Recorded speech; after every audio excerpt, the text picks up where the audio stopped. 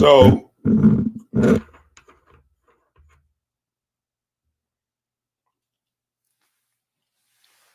if y'all saw that last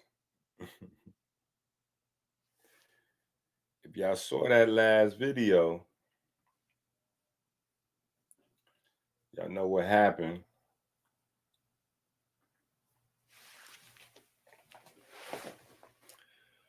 I got banned for promoting the video. I got banned for promoting the movie that I seen after watching the trailer on YouTube. So I see the trailer on YouTube, and then YouTube suspends me for talking about the movie that they promoting. Crazy shit, right?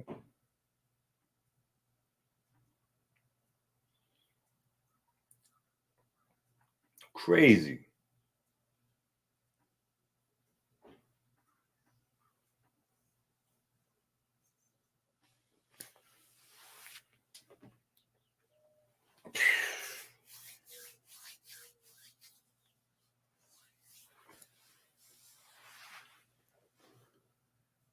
Shout out to the fam from the UK.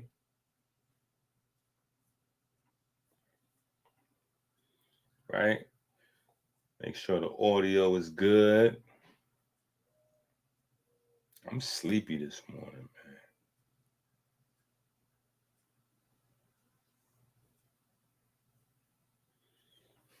man. Max, I think you got to get the books.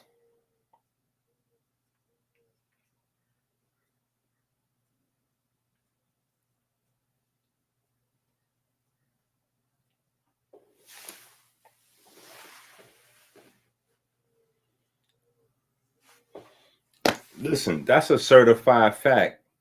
So, in all actuality, I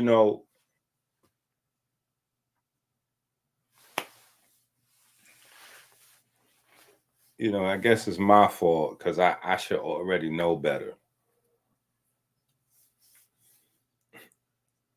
I should already know better. Look at my bookshelf.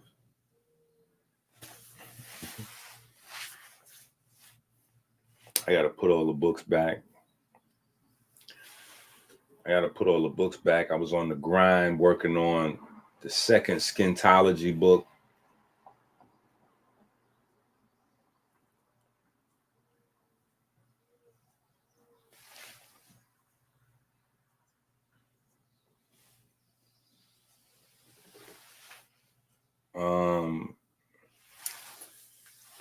Maybe Osborne will tap in. Osborne got a PayPal, but this is what I was saying to you, Max.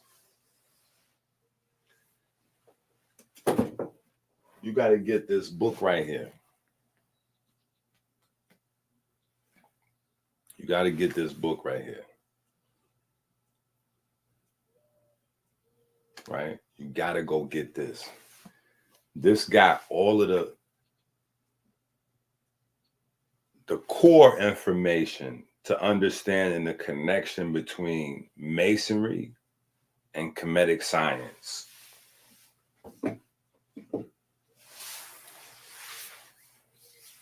All of that core information. In fact, the new book, the new book, because I'm behind now. You know what I'm saying? I'm behind my you know what I'm saying? I'm behind on my,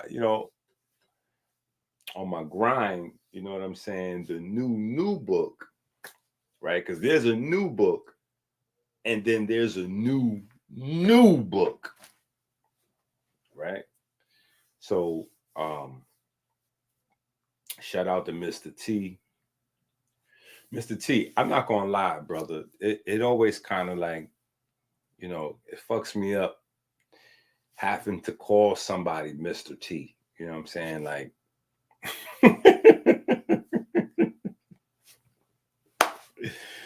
when I was a kid, that was like,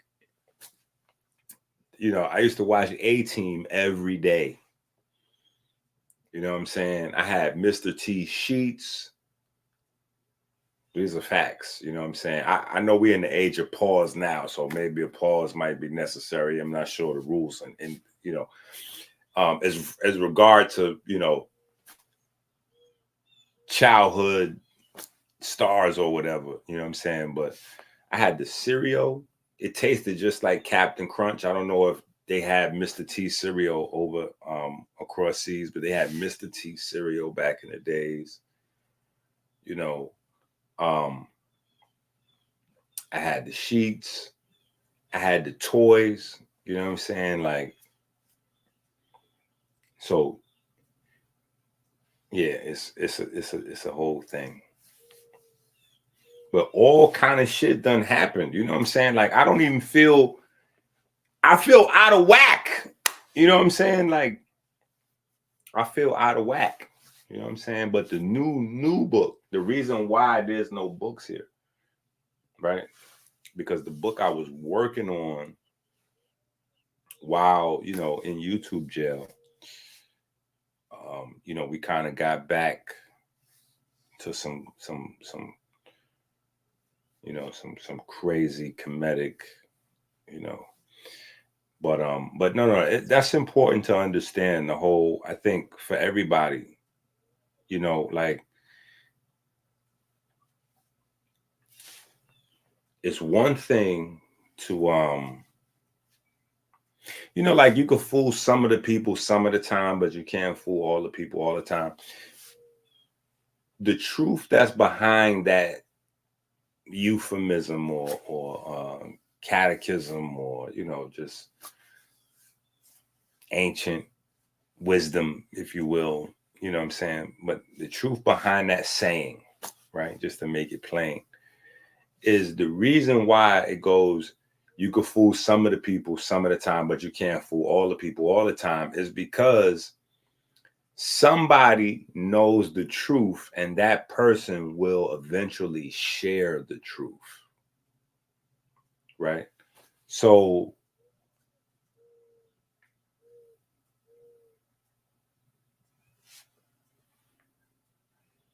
because masonry is, and in a sense, masonry does govern the world. You know, in a very real sense, masonry does govern the world because science governs the world. And almost all of the science that governs today's world comes from masonry. So because that the intellectual property of masonry is so rich regarding civilization, it was important for the people colonizing not the land masses of the world, you know what I'm saying, but colonizing the minds of the people around the world. It was so important for masonry to be seen as a European thing to help add validity to the royal families of Europe, you know, to help add validity to the colonizers' claim, you know, to running shit. You know what I'm saying? So that's where, even still now, there are pockets of people that have those debates about, you know, who contributed what to the world. And really, that's not even a that's not even a thing. You know what I'm saying? Like, so even outside of masonry, you know, for the people that don't even care about masonry one way or another, it's still important for everybody to really get that truth. So, you know, people will understand 1770, you know, whatever, 1717 or whatever date they choose to ascribe the beginning of masonry from Europe or whatever. That's not a real thing.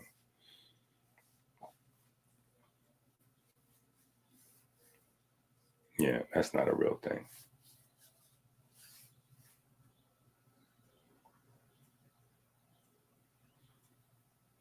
But definitely, so much done happened. You know what I'm saying? Like, y'all know I was supposed to be up in here live with the twins, live with Hotep Jesus. We were supposed to go crazy. You know what I'm saying? For Thomas Crooks and Donald Trump, right?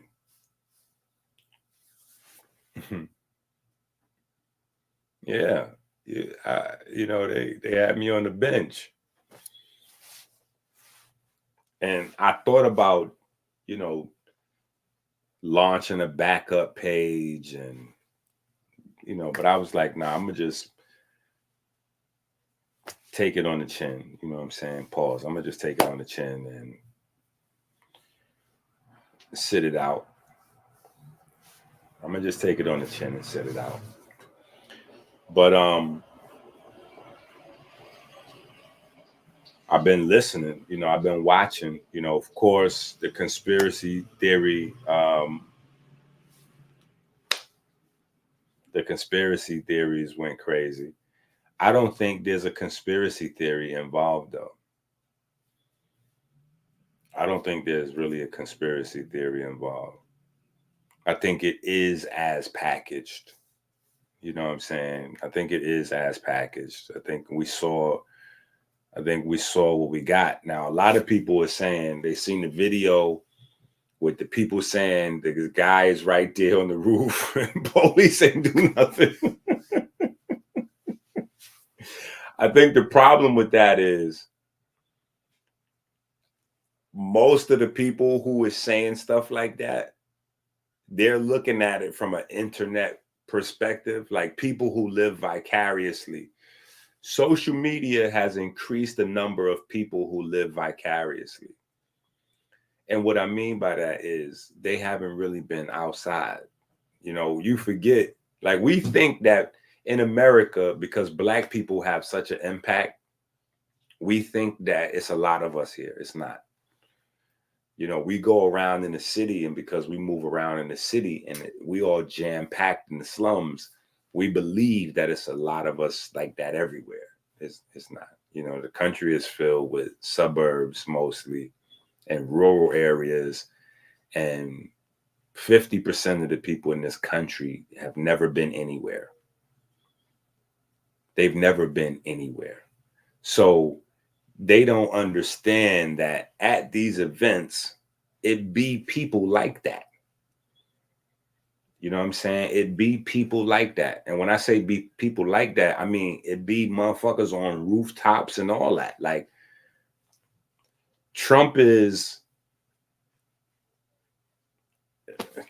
a unique, you know, Trump is not just a politician. He's got fans. You know what I'm saying? So it's people on top of cars, roofs, they want to see. You know what I'm saying?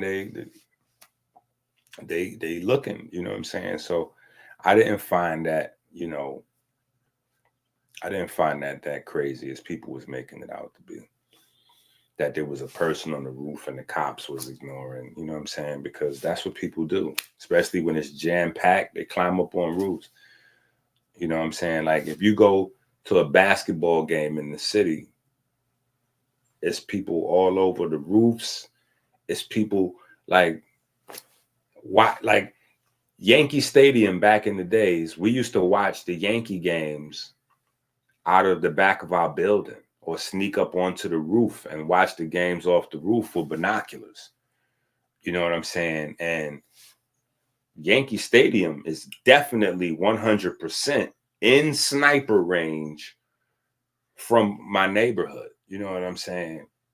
You go up to the 20th floor, 24th floor, or you go up to the roof, you looking down into the stadium and you can see all type of celebrities and politicians and all kind of shit sitting right there. And it was never no secret service. Like, you know what I'm saying? Like, and we 2-3 blocks over. We were within range to be worried about, but You can't worry about everything. You know what I'm saying? So I thought I thought it was what it was. Now, what I would say is I'm looking to see something that is probably never going to happen. You know what I'm saying? Just because of how my mind works. I'm looking to see Joe Biden get arrested. I want to see Joe Biden get arrested. That's what I want to see. You know what I'm saying? And I'm only saying I'm looking to see Joe Biden get arrested because of the energy with Trump. Right? They said that Trump needed to be arrested because he incited, listen, because he incited people to riot. What was that? January 6th or whatever the case may be. They said his words led to people rioting at the White House, right? So he should be arrested for that.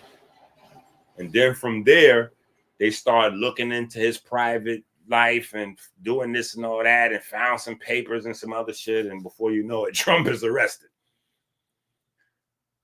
Now, Trump never said directly, hey, go riot at the White House.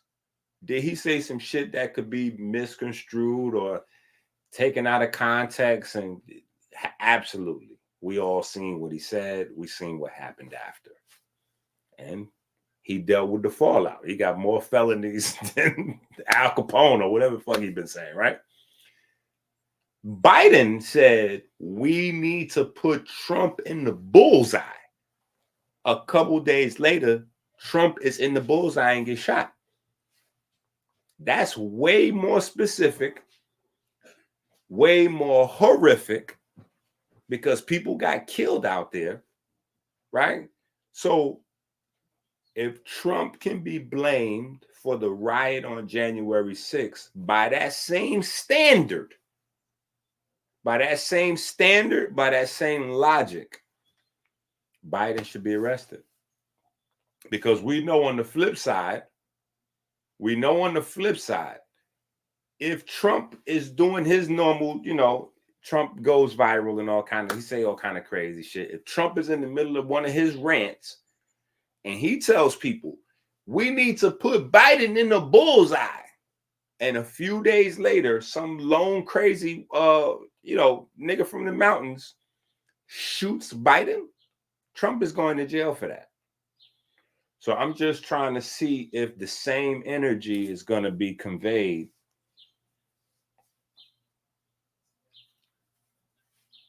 I just want to see if the same energy is going to be conveyed. You know what I'm saying? Like, if Trump insinuates something and something happens, they saying Trump need to get arrested.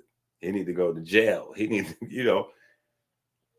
Biden directly said, and this is after a whole bunch of other Democrats that said some wild shit about, killing, they done said some wild shit.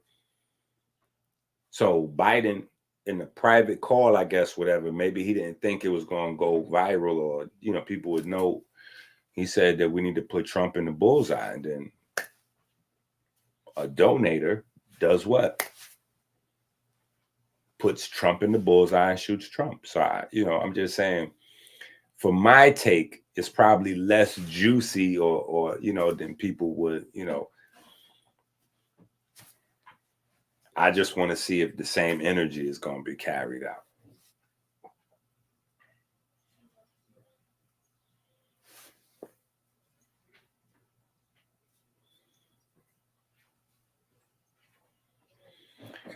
I'm a Trumper. So as far as I'm concerned, we got a viable, I think Trump is, and I don't see his, if somebody could get a third go, Trump is probably going to be able to get a third. Listen, I don't think it's nothing to stop the Trump train at this point. It's a wrap. You got shot. He got shot and stood up and threw up the black power fist. That was priceless right there. Trump got shot and threw up the Black Power fist. I don't think there's nothing more that need to be said from there.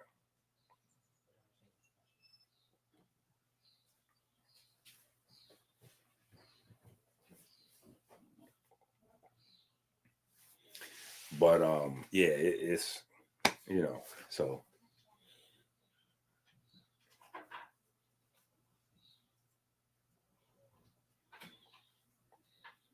now there is some, you know, there is a few curiosities. There are a few curiosities, you know what I'm saying? But my first day, you know, I'm fresh out.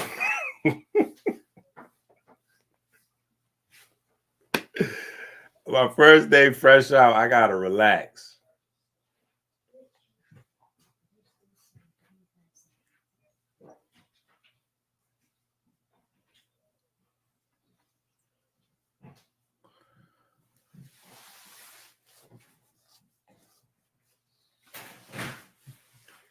Well, you know, I'll say this before I let it go, Marv.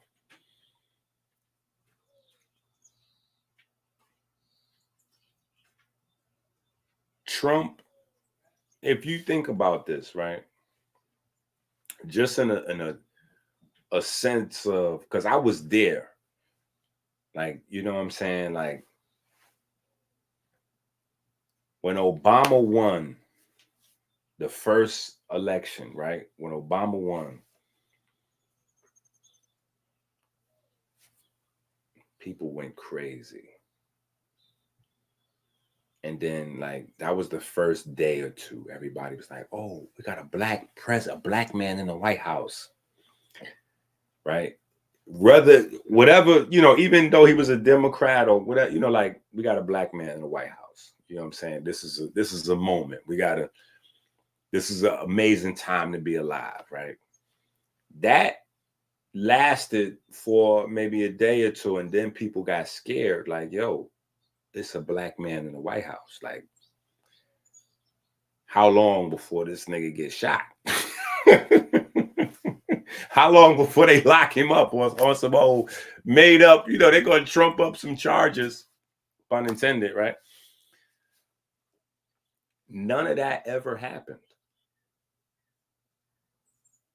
Trump is getting the treatment that people thought Obama would get. We thought Obama would get charges thrown on him and locked up and blah, blah, blah, blah, blah. None of that ever happened. Joe Biden is caught up in mad drug scandals, international cartels, funneling money. His son is literally smoking crack in the White House, which means, you know, the whole time Obama was in office and Biden was the vice president, Hunter Biden was smoking crack in the White House regularly, chilling with no problems. And nothing happened. Nothing happened. You know what I'm saying? Like, he got comfortable. We're forgetting Biden was vice president at that time. You know what I'm saying? Like, so Hunter was smoking crack in the White House, you know, like everything is good.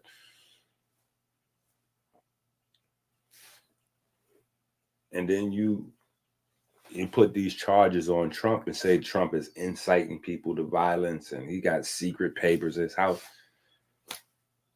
We forgot they just arrested Biden, well, not arrested, but they found the same type of secret documents was at Biden house.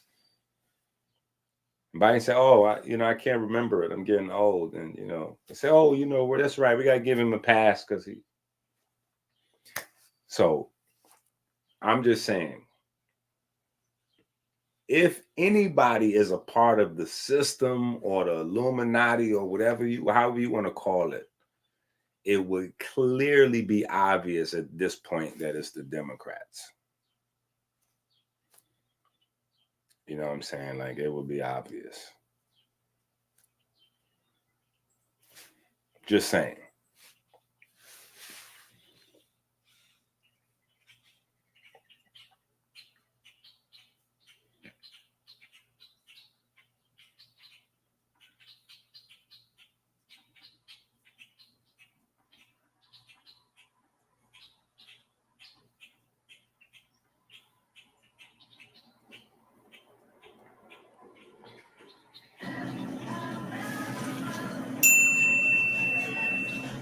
Today is not about this though. Even though you see me in here with the work, putting in work. You know what I'm saying? I'm with the work, putting in work. Ironic though. Right? Yeah. How the tables have turned. I'm recording you in a grocery store now. It's kind of funny. Yeah, instead of me recording you. Yeah. But here is the cheat code. Right? Now, this is for people, but this is also for your cat and your dog. More so your dog than your cat. Cats, it's hard to get cats to do anything outside of me. You know what I'm saying? But for your dog, especially if you let your dog run around and play in the grass and all that, cheat code. Once a month, you should be mixing this in with your dog. And this is a good all year round thing for back to people again.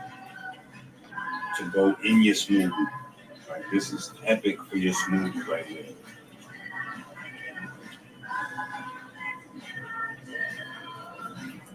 So now let's look at these right here. Can you see those? Good. Yep. All right. See what it say for vitamin A. Zoom in on the vitamin A. Yeah. You see that? Yeah. So it's not really much difference between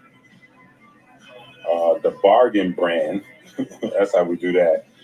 And the store brand. And if you look, you got 7 servings. So it's really, if you do a whole can of this in your blender, it's 700 times. It's 700 times with the daily. You know what I'm saying? Yeah. So this is almost 1,000 mcg. So you figure just about 7,000 will go in your blender. Yeah. All right. Yeah. So we're gonna grab this.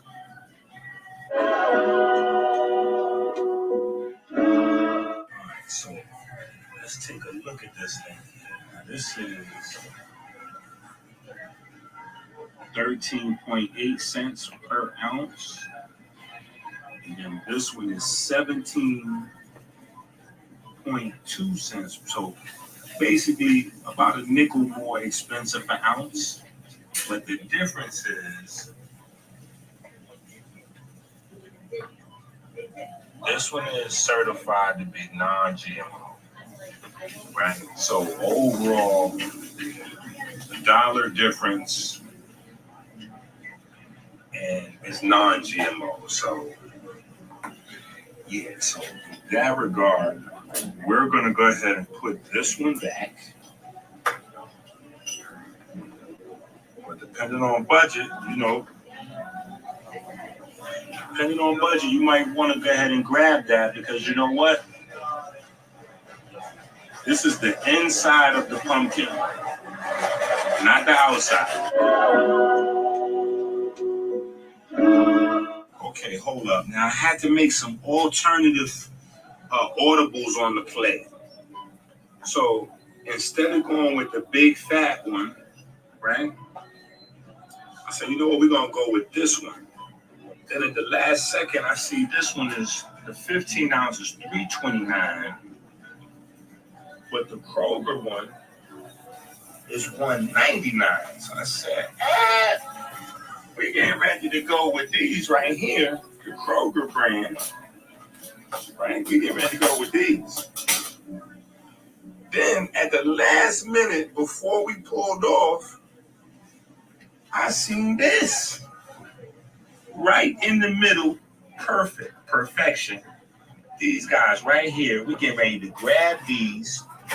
Yeah, let's get 7 of these, Chase. Let's get 7 of them. Oh, here, you could be the cameraman since you don't want to be on the camera. Let me just get all these. Yeah, right in between. Go down to this price right here. I see that price is right in the middle. Right? Right in between the $1.99 and the $3.29. This is perfect. GMO, organic.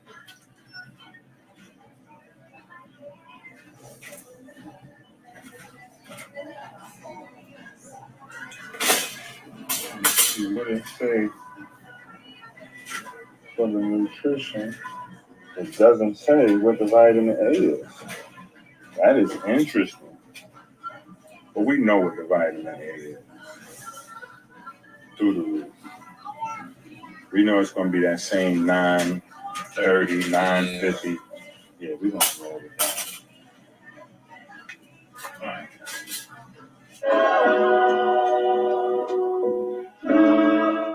All right, so let's look at this price right here.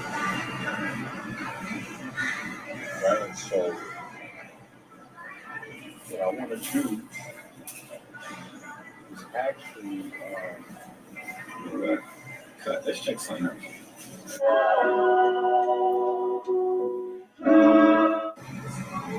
all right, so now let's check this out. This is,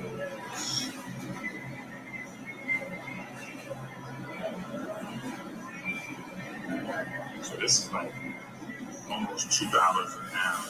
Okay, we're not doing that.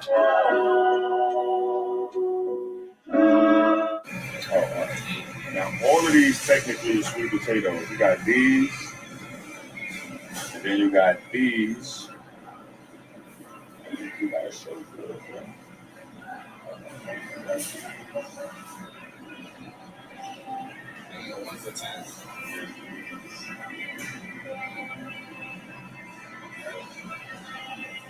So, then the one group,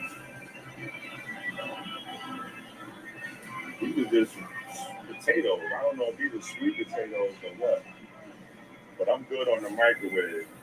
I mean, it says it. I don't know what they're talking about though.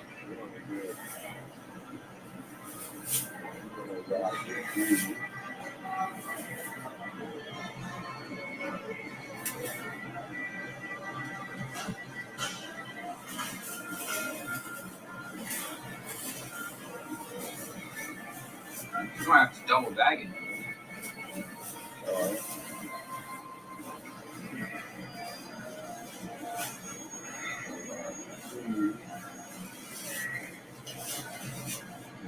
Then, what do you think about this?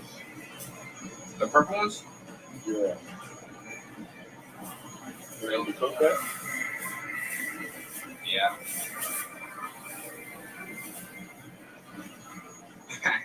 Crazy. Bro.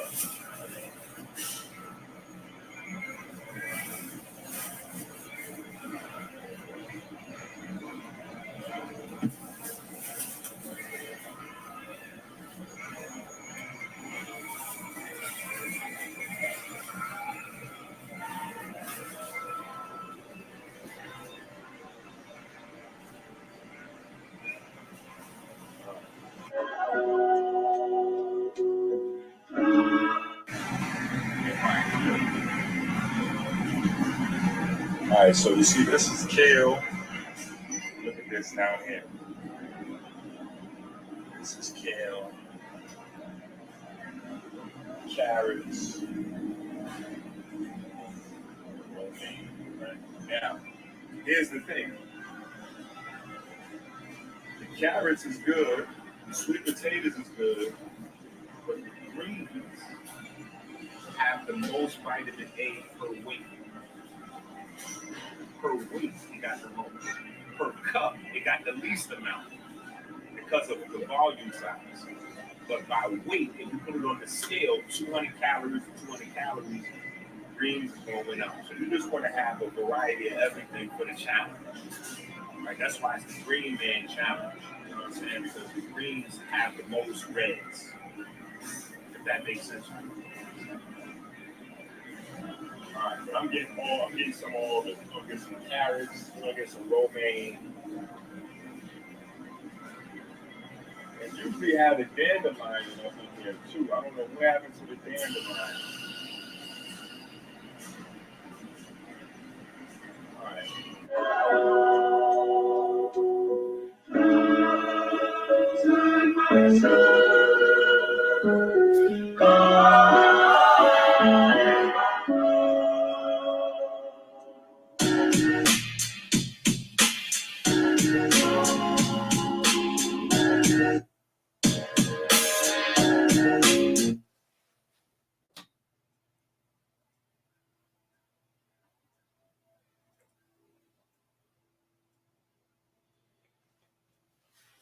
Yep. Well, actually, that's why I said in the beginning of the video is, even though y'all see me in the supermarket with the book, that wasn't what I was doing, right? That's from the new book. So if you have the new book already, which probably nobody does, because I've been, nobody knew there was a new book, right? Besides probably Osborne. Osborne got it. Osborne got a deal with Jeff Bezos, where Jeff Bezos personally, calls Osborne and let Osborne, hey, EnQi just dropped a new book. Go ahead and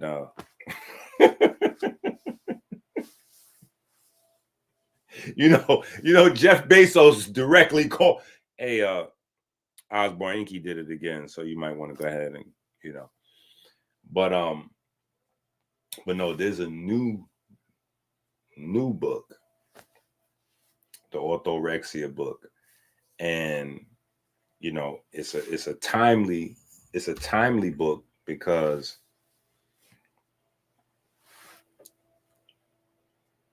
a lot of what's going on right now is,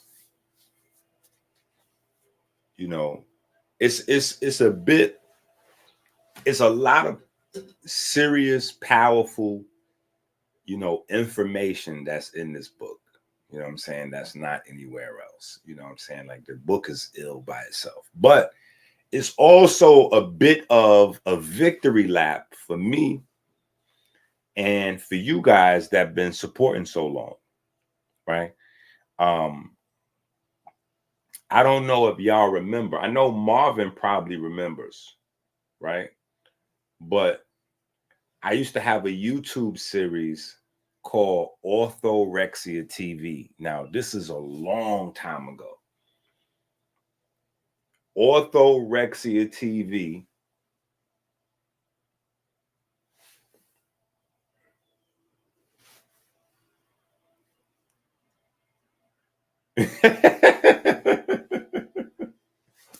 Shout out to True Fist.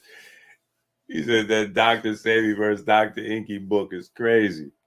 Listen, if y'all don't have that, y'all gonna need that. You know what I'm saying? But I used to have a series called Orthorexia TV. And the reason I came out with that as a YouTube series is, in the late 90s, going into the 2000s, right? Everybody was saying I was crazy for the stuff that I was talking about, especially in the early 2000s. You know what I'm saying? As more people start to become aware of Minister EnQi at the time. You know what I'm saying?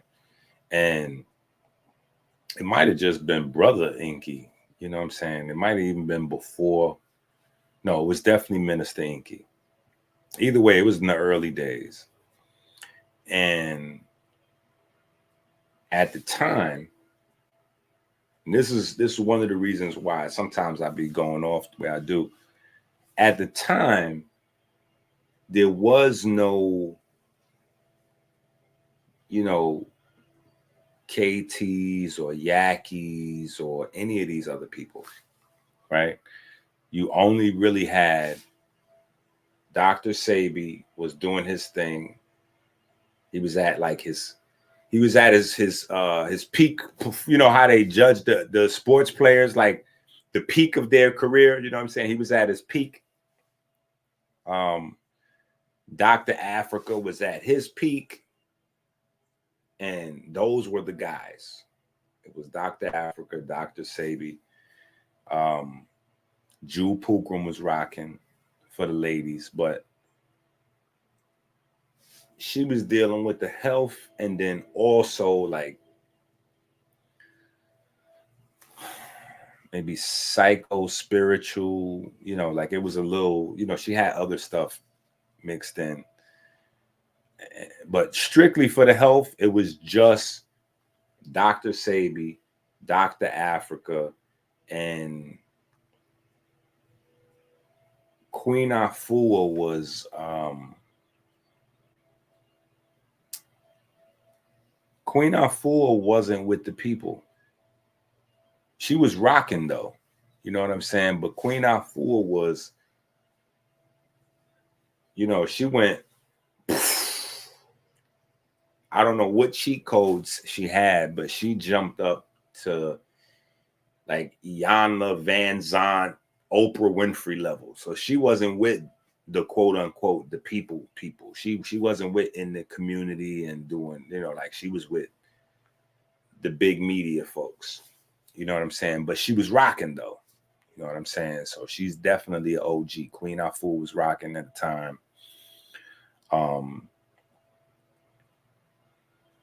And she was dealing with strictly with the health. You know what I'm saying? She was strictly health. But that was it. That was it. You know, you had Ali Muhammad, who he wasn't really ever really a health guy. You know what I'm saying? Like he postures himself that way now every so often when it, you know, when he has something to sell people or something like that, but he wasn't really a health guy. He taught health information, but that was just one of the different things he was doing to attract people to his communities. That's what he always, you know, that's what Ali was always trying to do, a community person. You know, he wanted to make his idea of a new improved nation of Islam. So whether it was ISIS or ARNA or Aboriginal, whatever, like he was always coming up with a new thing, and he would come up with ways to attract people to that. So one thing would be health, one thing would be law, one thing would be, you know, economics, one thing would be this or that or the other. You know what I'm saying? So he was always trying to find different ways to attract people into his groups, right? But he wasn't a health person. You know what I'm saying? He taught some health information, but that wasn't his thing. His main thing always was he's going to start a group of people, you know, he's going to rival the Nation of Islam. You know what I'm saying? And create a quote unquote better version of the Nation of Islam because they kicked him out. Right. So he wasn't a health guy. You know what I'm saying? Like that. So at that time period, it was just really Dr. Africa, Dr. Sebi. Queen Afua was like dealing with the celebrities and the stars. That's the term, better term. She was a celebrity. You know what I'm saying? She was a celebrity person. So yeah, the only people you really had in the quote unquote like conscious community was those three: Jewel Pookrum. And Jewel Pookrum was like positioning herself to get to the celebrities, but she never really got out there. Queen Afua had that on lockdown. Dr. Africa, Dr. Sebi, you know, you had Dick Gregory doing his celebrity thing, you know what I'm saying? So he was kind of in that space with Queen Afua. They was doing their celebrity shit. And that was that. That was that. You know what I'm saying? Then there was Minister EnQi came on the scene. You know, so in a lot of ways, when I say I pioneered this shit, you know what I'm saying? Like, it's a fact. So indirectly or directly, all of these new guys is my students in one way, shape, form, or fashion. But a lot of the things I was saying back then, people was calling me crazy. You know what I'm saying? And it didn't start in the community. You know what I'm saying? It started in my family before I even got around the quote unquote, you know, community. My family, co-workers, you know, things like that. And, you know, when I got around white folks, you know, because we have a date, like we have a date that we remember in our minds, black folks, white folks too, because I done spoke to a lot of white folks. People remember when they get around other people, right? Because if you're a white person, you come from a white community, usually, right? So you remember when you got to high school and it was a bunch of black folks there, when you first got to college and it was mad black folks there, or, you know, if you move from New York and you go to Atlanta, you know what I'm saying? You in Atlanta, all black folks, and then you move out to Marietta, you're like, oh shit, it's white folks out here, or whatever it is. You remember that first experience, like, and I don't know if white folks have their little hidden signals or whatever. I'm sure they do. You know what I'm saying? But I know black folks for a fact have hidden fucking signals. Yo, when you live in a neighborhood that's mostly all white folks, and maybe there's like one or two other black families, there's like an extra, you know.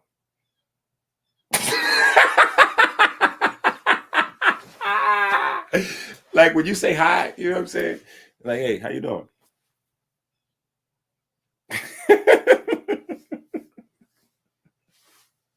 Like, you know that you went through some shit to get to that neighborhood, right?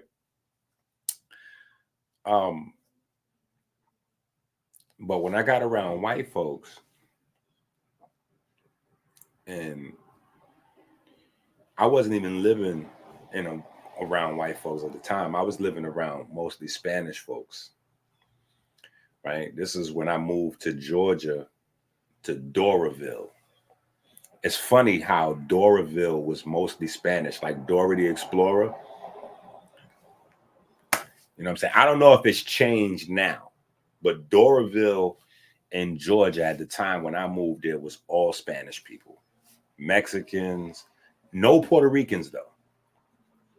No Puerto Ricans. It was mostly Mexicans, Cubans. It was a mix, but I missed my Puerto Ricans and Dominicans. So they didn't have no New York Spanish people. It was mostly like Mexicans and Cubans, and you know, just it was a new dynamic. But I had got a job up in, nigga, you know damn well if you live around Mexicans, there are no jobs available. It's a wrap. You cannot get a job if you live anywhere near Mexicans. So you can forget about that. So I went to a temp agency, right? I went to a temp agency and they was like, you know, you got to be willing to travel for us to find anything for you because it's a wrap where you at. Ain't nothing. There's nothing available, and we don't think nothing's going to become available. That's how the Mexicans run their shit. They got the job locked down, and they got 3 or 4 like cousins, brothers. Like they got people standing by waiting for the job to like, yeah, you're gonna starve to death waiting to get a job in the Mexican neighborhood. Period. Because they already got people starving to death waiting for jobs. They have Mexicans starving waiting for Mexicans to, you know, like, so it's a wrap. So they sent me to work. I'm trying to think where this shit is at. What's the name of the place? The city. It was like it was a far drive. You know what I'm saying? I'm in Doraville, and they sent me to work at a flower shop. I was working from midnight to 7 o'clock in the morning, 7 days a week, doing security. You know what I'm saying? I'm a relatively small guy, but I've done a lot of security work because, you know,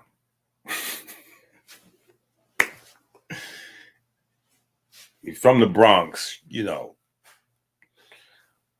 you usually know how to handle yourself pretty well. So I did bouncer work at a lot of different clubs, you know, after hours places where people be like, what are you, like, where's security? Like, I don't even look like they asking security, where's security? But always was able to, control access, wherever I was at. I was always able to keep things under wraps. So I had a pretty good resume for security on books and off books. So I wound up getting this gig, and the warehouse was literally like next door to the Mall of Georgia. So if anybody knows the layout in Atlanta, they know that the Mall of Georgia is probably an hour, 2 hours, something crazy like that, 90 minutes in traffic, or it was a minute. It was a drive. You know what I'm saying? Out by Mall of Georgia. And so they couldn't get anybody to go out that far. Nobody was willing to drive that far for a job. You know what I'm saying? But me with the children, I'm always willing to do whatever for my babies. You know what I'm saying? And this is 7 days a week. No days off. Midnight to 7 in the morning. So anyway, after I did that job, for a couple months or whatever the case may be, another job wound up opening up right across the street from Mall of Georgia at Verizon. That's how I got my foot in the door at Verizon as a temp. And when I get in the door at Verizon, I'm pretty much the only black guy, except for the technician. At the time, Verizon had store technicians, right? I don't think they have store technicians anymore. Like if your phone was broke, you would bring it in, and they had store techs. You know what I'm saying? That'll fix your phone for you on the spot, or they'll give you a phone. Like if they can't fix it, they'll let you, you'll leave with a working phone. You know what I'm saying? That I don't think that's the case anymore, but there was a black guy that worked there. Everybody else was white folks. And I've been, pretty much with EnQi is you get what you know what I'm saying? So I've always been me, you know what I'm saying? So at lunch, I'm a personable, I'm a people person, most of the time. So, once we all get to know each other, we all just talking and shooting the shit, everybody at the job was cool. So, at lunch, breakfast, things like that, certain things come up, like a lot of times Ron at the time, I'll never forget Ron because he looked out for me. White guy into jazz music, you know what I'm saying? So I don't know what was going on with Ron, but Ron had a lot of, hood shit going on with him, right? Jazz, NBA, like Ron had a lot of hood shit. So me and Ron always had what is happening?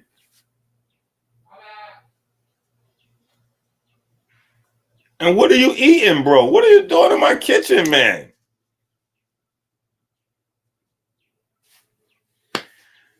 Anyway, so that's because you shouldn't be messing with it. But you only saying my bad because you dropped it, not because you in there doing a bunch of greedy shit. Go get my cup out of my room. Thank you. Your room to make them water. Yeah, put it on them, bro. That's what they do. They blame my little ones whenever they get busted. So me and Ron always had a bunch of shit in common to talk about. You know what I'm saying? But they would bring in breakfast. Like they had these early morning sales meetings, and they'd bring in breakfast. Donuts, bagels, coffee. That's breakfast. Donuts, bagels. So it's only a few times that you could turn people food down before they start feeling a type of way, like, like, what's up? Why you not eating with us? You know what I'm saying? And I'm like, well,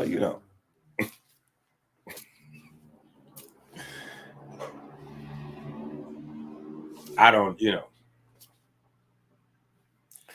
eat that. So now they feeling like, oh, this nigga, You think he too good to eat with us. And I'm like, no. It's not that. I don't eat those, I don't eat that, donuts and bagels, and I don't eat that, And so, the next question creates a lecture. The next question, they one question away at that point from a lecture. Why you don't eat this? Well, because, when you take, when you have they one question away from a lecture and it never fails. And then once you do that one time, you become a show item. And everybody wants you to do that with everybody else. So now once Ron goes, hey, yo, why you don't eat, and then I start going into the processed sugar and the blood sugar and the insulin and blah, blah, blah, blah, blah, blah. Now in the back of Ron's mind, oh, EnQi's a health nut. He's one of them crazy, he's one of them crazy health nut, But people thought it was funny back then because it was so rare. See, that's what I'm trying to get. I'm establishing, a timeline because, some people watching, they might have just started watching last few months, last couple of years, maybe 5 years ago, whatever the case may be, maybe 10 years ago. Then we got some people that have been with us since YouTube started, 2005, whatever. I was on YouTube since it started. I was doing this before there was a YouTube. You know what I'm saying? So there's been people that have been with us since then following. You know what I'm saying? So people have been following it all different. So it's just a story to enlighten, catch people up or. But at the time, because there was none of this health stuff was out there like that. You know what I'm saying? Now you got all these big mega platforms, and a lot of time y'all don't realize this, but the mega platforms are there to silence us. You guys think these mega platforms like Andrew Huberman and all these guys are there to help you out.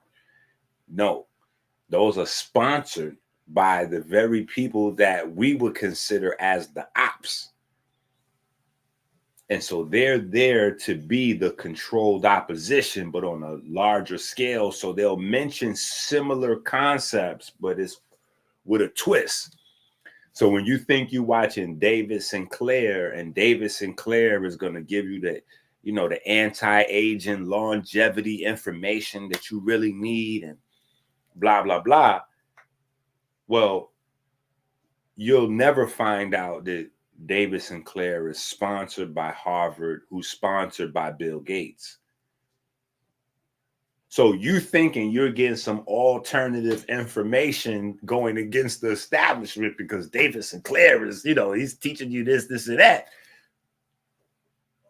Really, it's Bill Gates. Right? So you don't know no better. You know what I'm saying? But that's the whole idea, because it's like, if you can't stop certain voices from getting out into the masses, what you do is you put somebody out there. It looks like they're doing the same thing, but you make sure they get a much widespread. That's why I can get suspended and get a strike on my page for promoting a movie that is literally is trailers on YouTube.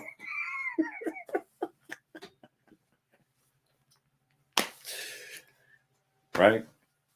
But so once Ron hears me saying this shit, now every time they bring in free breakfast and new people are around, he want to prod me to go into a health spiel. And so everybody knows that I'm the health nut, you know what I'm saying? And then if somebody's, like smoking cigarette, well, let's see what EnQi says, or let's see what Tony says about, Yeah, let's see what he says about people with cigarettes. What do you think about cigarettes? He smokes cigarettes every day. Tell him about the cigarettes. You know what I'm saying? So now I'm just like a pit bull. They just sicken me on, EnQi's a health nut, And so this is where the term orthorexic came from. Because when I was doing this, before anybody heard of me, and, because this, like I said, this grew out of just a childhood passion for me. Magic tricks, chemistry, segued around to self-applied science. You know what I'm saying? Which is what? Self-applied science is what? Health information. You know what I'm saying? So I've always been that way. Always talking about some health shit, one shape, form, or fashion. Even as a teenager, 13, 14, 15, we go in the store to get beers and blunts. I'm still adding packs of vitamins in. And when niggas is asking me, like, yo, what are you doing with them? Yo, why are you? Because back in those days, everything could have been more weed. Like, that's how people think. Or you could get more beer or more liquor. You know what I'm saying? Like, everything that you spend, every dollar you spend, your friends account for. They're like, yo, we could have got it. Come on, we could have got the 64-ounce beer instead of the 40-ounce beer. Why are you buying vitamins? That's stupid. So now I got to explain to them why I'm buying vitamins. You know what I'm saying? Like, so, but back then, they actually came up with a term in the DSM. So when you see the new book, it's called orthorexia. That's a real thing. That's not something I made up. That's not a word that I made up. That's something that people were calling me. They were saying that, yo, this nigga's orthorexic.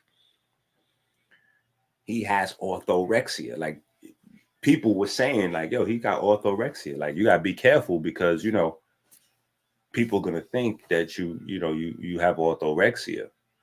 You know what I'm saying? Like, and so that became the thing, EnQi, you gotta watch out. He got that, he got orthorexia. You know what that is, right?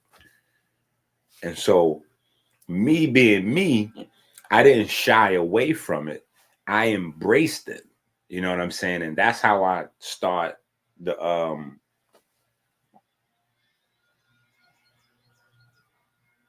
you know what? I'm gonna look around and see if I can find some of those old videos. I'm gonna look around and see if I can find some of those old videos. I ain't gonna do it right now, but I'm gonna see if I can find some of those old videos so y'all see what I'm saying. But I just embraced it and went on YouTube and started up YouTube, Orthorexia TV. Let me pull it up so y'all can see what I'm saying. Because I know some of y'all like, EnQi, what are you talking about right now? This was a real mental disease.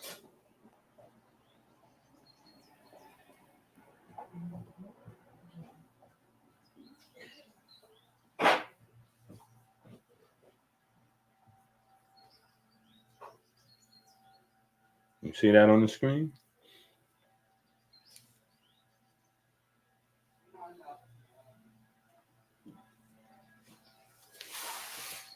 Orthorexia is a term that describes an obsession with eating healthy food. Yeah, look at this shit. Look, orthorexia nervosa, signs and treatment. Look at the symptoms. Worried about food quality. Avoids going out to eat or avoid eating food prepared by others out of fear that the foods, right? So this is a real thing.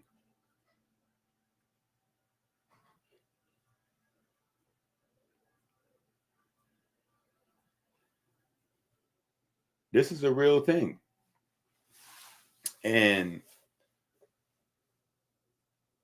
I turned it into a worldwide industry.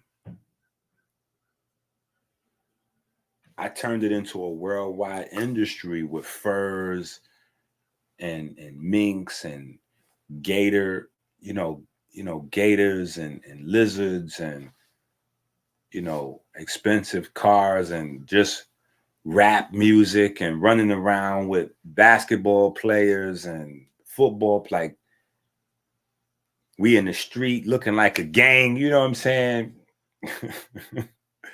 All of the different things to change the idea of what a health conscious person or a vegan or a vegetarian look like. So, you know, as our influence grew, you know, the look, and I was conscious of it, you know what I'm saying? Because I used to tell people this on 125th when nobody knew me.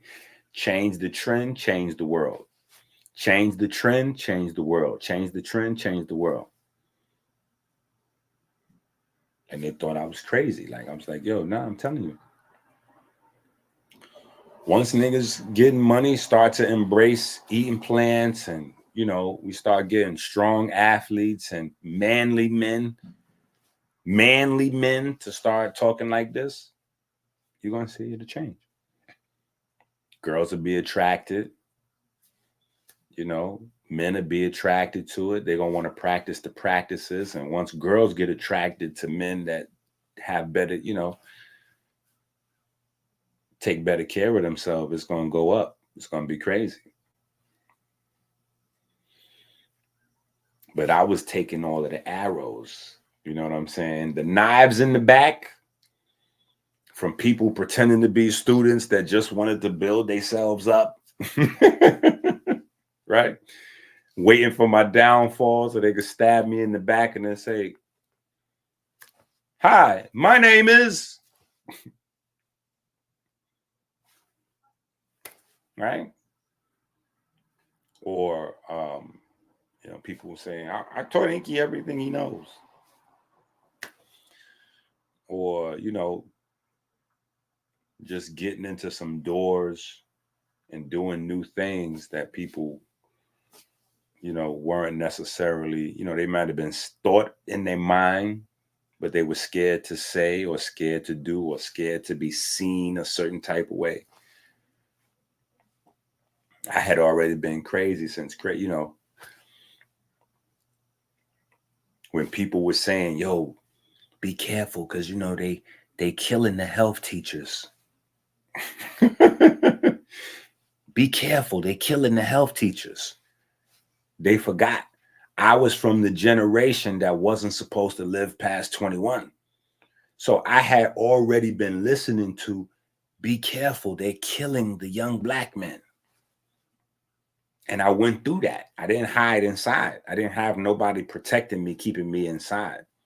I was outside during that time period. You know what I'm saying? So I had friends that died right there in my arms. People got shot right in front of me. Like, I went through that whole menace to society, you know, that whole, you know, that whole era. You know what I'm saying? So by the time they get around to telling me now, you know, be careful because, you know, they killing niggas trying to be healthy. I'm like, the fuck? I can't win for losing. Shit. You know, if I stay in the neighborhood with my friends, I'm going to wind up dead or in jail. If I get out of the neighborhood and turn it around, right? If I stay on the block and we drinking, smoking, and we, you know, we chasing girls and chasing money, I'm going to wind up dead or in jail. If I get off the block and get out here with the fresh air and the trees and all that, and I start talking about vegetables and, you know, put the liquor down and stop with the tobacco, and, oh, they killing niggas for that too. We're going to have to ride it out. Like, yo, we're going to have to ride this out. Right? You're damned if you do, damned if you don't. You know what I'm saying? I think I'm going to take my chances. At least I know for sure God is on my side over here. Right? So shit. You know what I'm saying? So, you know, I was, you know, that didn't, but now,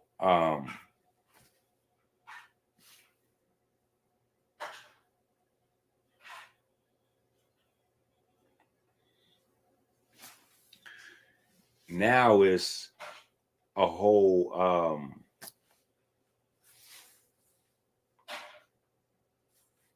what about Jehudi? Jehudi wasn't popping. So Jehudi started a little bit later. Jehudi started later. Jehudi started later. He wasn't popping back then. It seems like he would have been popping back then, but he wasn't. You know what I'm saying? Jehudi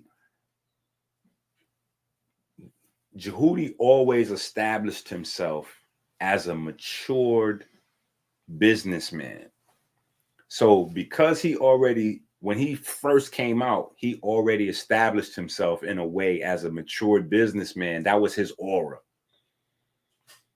So in your mind, it was almost like the Mandela effect, like a psychological, like you thought that he was back then, but he wasn't. Because if you ask him, he's on video saying it. I don't know if the video still exists or not, but he got his name from Natural Tahuti. He got his name from Natural Tahuti. Think about that. He got his name from Natural Tahuti. So, you know, he couldn't have been in Sabi or Dr. Africa's era.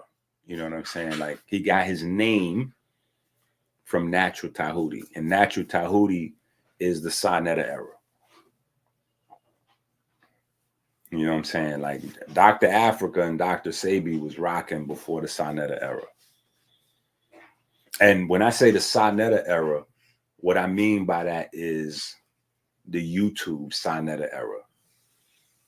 Because the YouTube Sonetta is completely different than before, you know, the untamed Sonetta era. That's a different Sonetta era. The Black Panther Sonetta, you know, that was the 125th Sonetta, totally different than the debate platform Sonetta. That's totally two different animals. You know what I'm saying? So what people currently know of as Sonetta, so Natural Tahuti, and Natural Tahuti is the beginning. It's not Sarah Suit Seti, it's not Polite. Natural Tahuti was the beginning of the current version of you know, the debate platform, you know, House of Consciousness. Sarah Suit Seti was just the person that made it get popular. When he had a debate with the brother from North Carolina, that debate got popular, and then people wanted to come in town and see debates. And so the debates existed even before the rap battle, like Smack DVD and all. None of that was, all that came much later.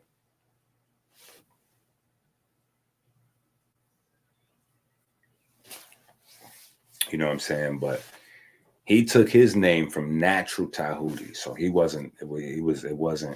was just them two. You know what I'm saying? I'm telling you, the way I'm telling you, that's exactly what it was. It was just Sabi in Africa. And then each city had their own people. You know what I'm saying? But there wasn't people that was known on a nationwide level like that. It was just them. You know what I'm saying? And like I said, Queen Afua, Dick Gregory. Dick Gregory was a well-known comedian. So when he got into his health shit, everybody knew him, but he stayed up there with the celebrities. Queen Afua, I don't know how she got involved with the celebrities, but she was out. She was gone. She was with the celebrities. So it wasn't really anybody moving around going like teaching the people directly, except for Dr. Africa and Dr. Sabi. You know what I'm saying? Those were the people that was rocking in the early days. And then, like I said, each city had their own local people. You know what I'm saying? Detroit had people, New York had people, Philly, Baltimore, everywhere had their own holistic people that had the herbs or whatever. And then you always had the Jamaicans. You know what I'm saying? The Jamaicans, the Rastas, the Italians. You know what I'm saying? You had them. And they really created the culture of the health community. The Jamaicans, the Rastas, the Ital, you know, that's what the holistic community grew from them. You know what I'm saying? People don't credit them because, again, you know, corporate America, you start to believe everything is white. You know what I'm saying? But that's who started it. Sabi didn't start the CMOS. All that came from the Ital, the Jamaicans.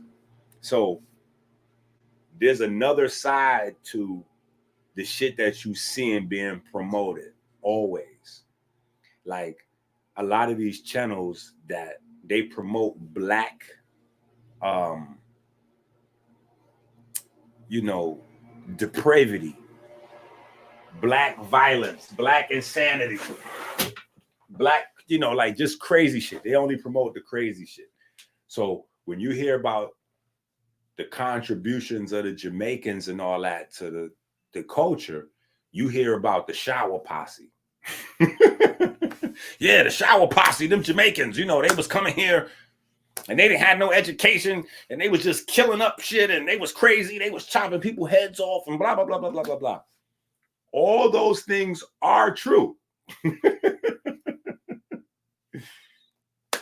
You know, my mom's, you know, she was involved. You know, this, you know, there's a lot of shit I could say. You know what I'm saying? But those things are all true. You know what I'm saying? The Jamaicans were hyper violent and they were serious about doing their thing with the weed thing and whatever. They were selling weed like it was crack or cocaine like that. But here's the part that they leave out, right? Is that what they were trying to do was establish daycares, health food places, and all of that. So they only talk about the criminal side.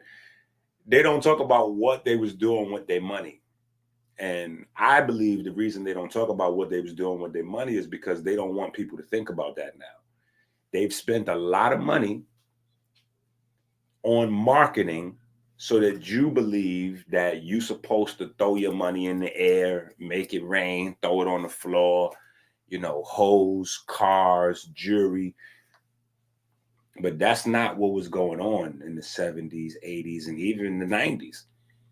You know what I'm saying? That's not what guys was putting their money into. They was always putting their money into the neighborhood. Buy back the block is not a new concept. You know what I'm saying? These guys been doing it. Buying up all the buildings, getting rid of the slum landlords. That's what they was doing. You got to remember at the time, all of the cities had slum landlords. You know, landlords that was letting rats and all kind of shit run loose throughout the buildings and all that. So on the one hand, they keep talking about these violent criminals and all that, but these guys was just sick of their kids, their wives, their mamas and all that living in crazy conditions with no hot water. Rats is all, you know, like it was wild back then. You know, a lot of these cities look like junkyards. That's just how, and that's where we lived at. So you had people that was like, nah, you know, by any means necessary, you know, Malcolm X style, I'm getting ready to change my environment. So these guys were doing all kind of crazy shit, but they was doing that to buy up the buildings, you know, get rid of the landlords. The only way to get rid of the landlord is to become the landlord, right? So now we're going to buy up the building, get rid of the landlord, become the landlord. Buy up the neighborhood, you know, okay, they not selling good food in the neighborhood. There's only one solution. Buy up the fruit stand. You know what I'm saying? So there's a point in the 90s where fruit stands became synonymous with weed stores. So you go to the fruit stand to get fresh fruits and vegetables, but in the back, there's always a nigga whose dreads is touching the ground. And, he's there. Right? So, but at the same time, these was also the guys that would make sure nobody's kids got kidnapped or raped because, pedophiles and all kind of maniac, they was coming to the neighborhoods, grabbing kids, and kids was vanishing, disappearing, and all kind of shit. So anyway, long story short, I'm just saying these folks, they were like sentinels. You know what I'm saying? But when I came along, the stuff I was saying was like not believable. You know what I'm saying? It was beyond I tell is vital and this, that, and the other. You know what I'm saying? I'm coming in talking about crazy, chemical formulas and, mitochondria. And it's like, mitochondria. Yo, I swear to God, I'll never forget the look I got in Black and Nobel. And this is in like 2005, 2008 or something like that. The first time I wrote on the whiteboard, mitochondrial biogenesis. Somebody I was doing a talk, and somebody asked me about the difference between lifting weights and doing calisthenics. And I wrote on the board, mitochondrial biogenesis, and niggas lost their shit. They went crazy in there.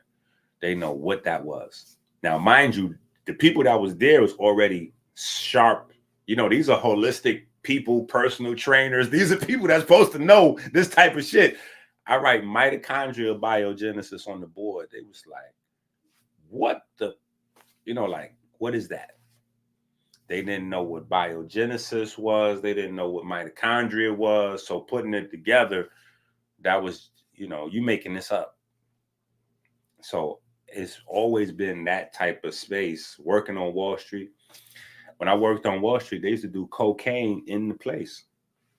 Like that was a common practice. The stockbrokers, they doing cocaine, right? So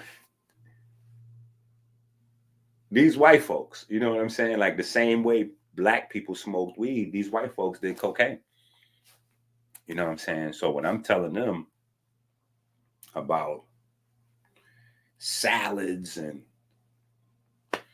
they don't have a reference point outside of like Jack LaLanne or, Richard Simmons. Like that's what they, those were the images white folks had, you know what I'm saying, in their mind. They're like, oh, you mean Richard Simmons? Oh, I know what this is. Yeah, this is Richard Simmons, Jack LaLanne. That's what he talking about. I'm like, no.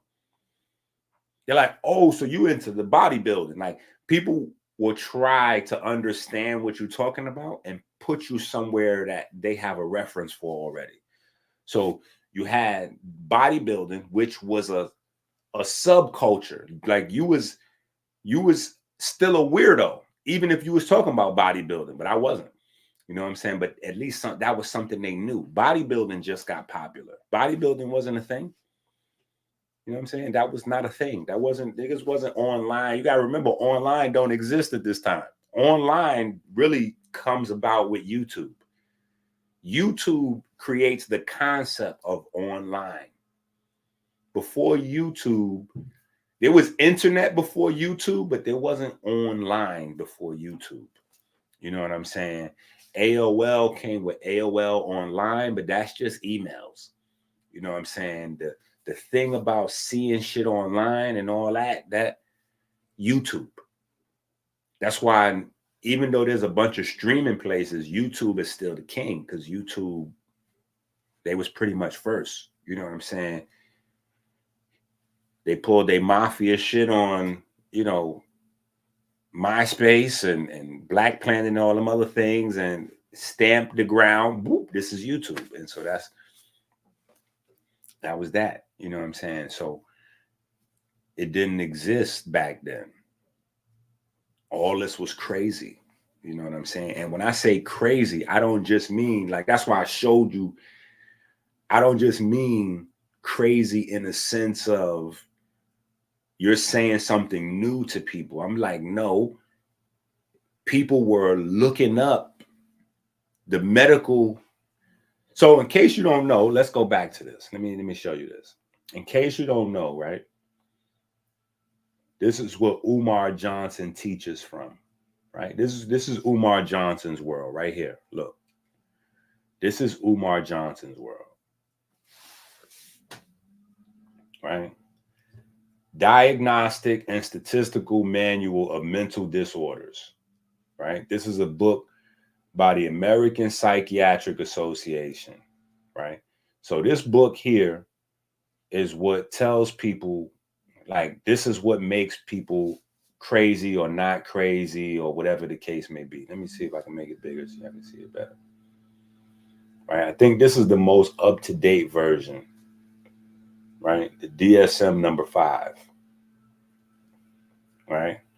But the DSM, this is the Bible for psychiatric and psychological disorders, mental disease, right? So mental disease is basically made up stuff in this book.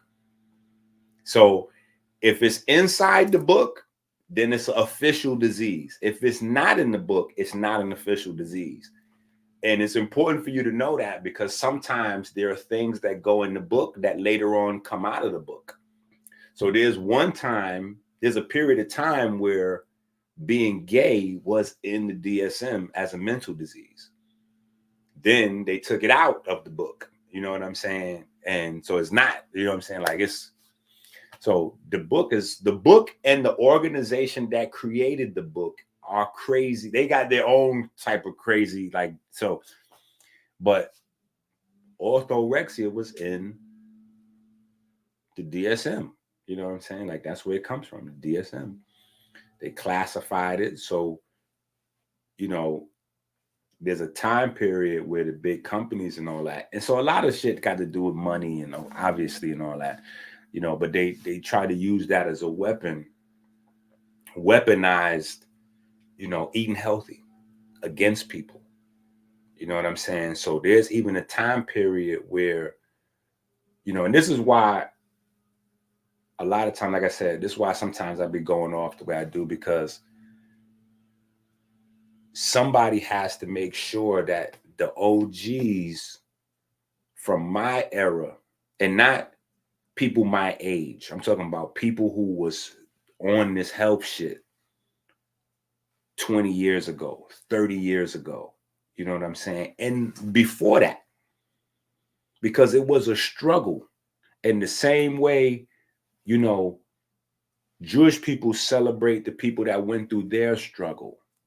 You know, civil rights people celebrate the people who went through the civil rights struggle. Or these are the not ancient, but these are the civil rights leaders that, you know, went through whatever so you could have your rights today.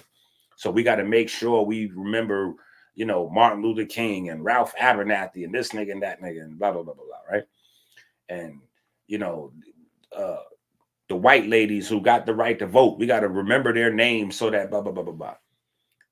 We have to remember that being healthy is still somewhat of a struggle, but it's not, because it's been corporatized. We took the arrows and the knives already. So this is why somebody has to, like, no, hold on. Who do you think you are, bro? You just got out here. You don't get to say, because there's people who had their children taken away from them. That's how serious this was. You know what I'm saying? Like, I try anyway to mix a little humor and candor, you know, into the conversation so that, you know, it doesn't come across like, you know, but there's a time period where the city would literally come into your house and take your kids away from you if you was telling them that you wasn't giving your kids cow's milk or cheese. They were saying that you was insane. You was insane Especially if you try to explain all that health bullshit to them, because that's what that was at the time, just health bullshit. Like, this person's crazy. You know, they're talking that crazy health nut stuff, you know, and they're depriving the kids of wholesome nutrition by not allowing them to eat dairy and all that. And if you're not letting the kids eat meat, oh, forget about it.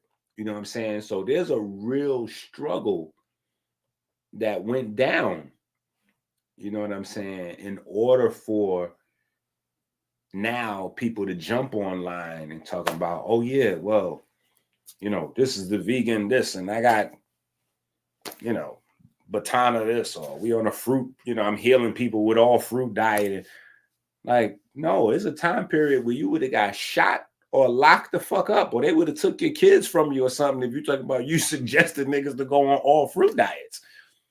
You know what I'm saying? Like, period. Like, there's a time period where those things have repercussions. And there was people that took those repercussions in order to get to this space. You know what I'm saying? Yeah. Even people from my era. I consider Jehudi Ma'atraq a contemporary of mine. He's from my era. But if you, Jehudi's in a different space because of his business acumen. You know what I'm saying? But if you can still talk to him in a candid setting, he would tell you he personally has taken a lot of arrows and knives in the back in order to get to the space that he's in. You know what I'm saying? And, you know, he would co-sign what I'm saying right now, beyond the shadow of a doubt. You know what I'm saying? Because I've had conversations with Jehudi about shit like this back in the days when we was doing the documentary with Damien and all that. You know what I'm saying? Like, it was shit that you had to go through. Like, you was public enemy number one if you was talking that health shit. You know what I'm saying? And then people was going to see you. For sure. Yeah. You know what I'm saying? There was a time when them alphabet folks was going to be on you. You know what I'm saying? Like, so now it's a different space. Everybody's talking about herbs and vegan and this, that, and the other. And, you know, being a bodybuilder is a national, you know, it's an international, you know, it's everywhere. You know what I'm saying? But these was all different subcultures, because bodybuilders was not holistic and they wasn't vegan. If you go back to watching Pumping Iron, you would see they was eating steaks and all kind of shit, smoking weed, popping bottles. Like, they wasn't holistic or vegan. None of that was it. That was just they subculture, bodybuilding, right? And people thought they was crazy for getting into that because it had no finance attached to it. See, that's the thing always. When you're in a capitalist society, everything has to be justified by money, which is where most of the problem comes in and where people start to think, oh, money's the root of all evil. It's not. Money intrinsically is just a tool. The problem is when people prioritize everything value by money value, and money in and of itself doesn't even have a value. You know what I'm saying? So if you try to do something or dedicate your life to something that doesn't have a lot of money attached to it, it's viewed as not important. And if you choose to dedicate your life to something that the masses don't think is important, people will think you're crazy, especially if you're physically talented or mentally talented. They would think you crazy because they're going to say, why would you dedicate your life to something so stupid when you could be over here making this money? Why would you waste your time doing this when you could be over here making this amount of money? You know what I'm saying? And in your mind, you might be thinking, well, A, this is my calling, you know, this is what I got to do. Or you might be thinking, B, you know, there's other things more important than money. If you say that out loud, you also classified as crazy. You know what I'm saying? So there's just another era of this that we can't forget. You know what I'm saying? Because when you forget shit, things come back around. right? So we still got to be like, we still got to remember there's a time period where, you know, in the freest, you know, the freest country in the world, America, you was not free to eat whatever you wanted to eat. You wasn't free to feed your kids whatever you wanted to feed your kids. You know, there's a food guide. There's a food pyramid. Richard Nixon and Joe Biden invented it.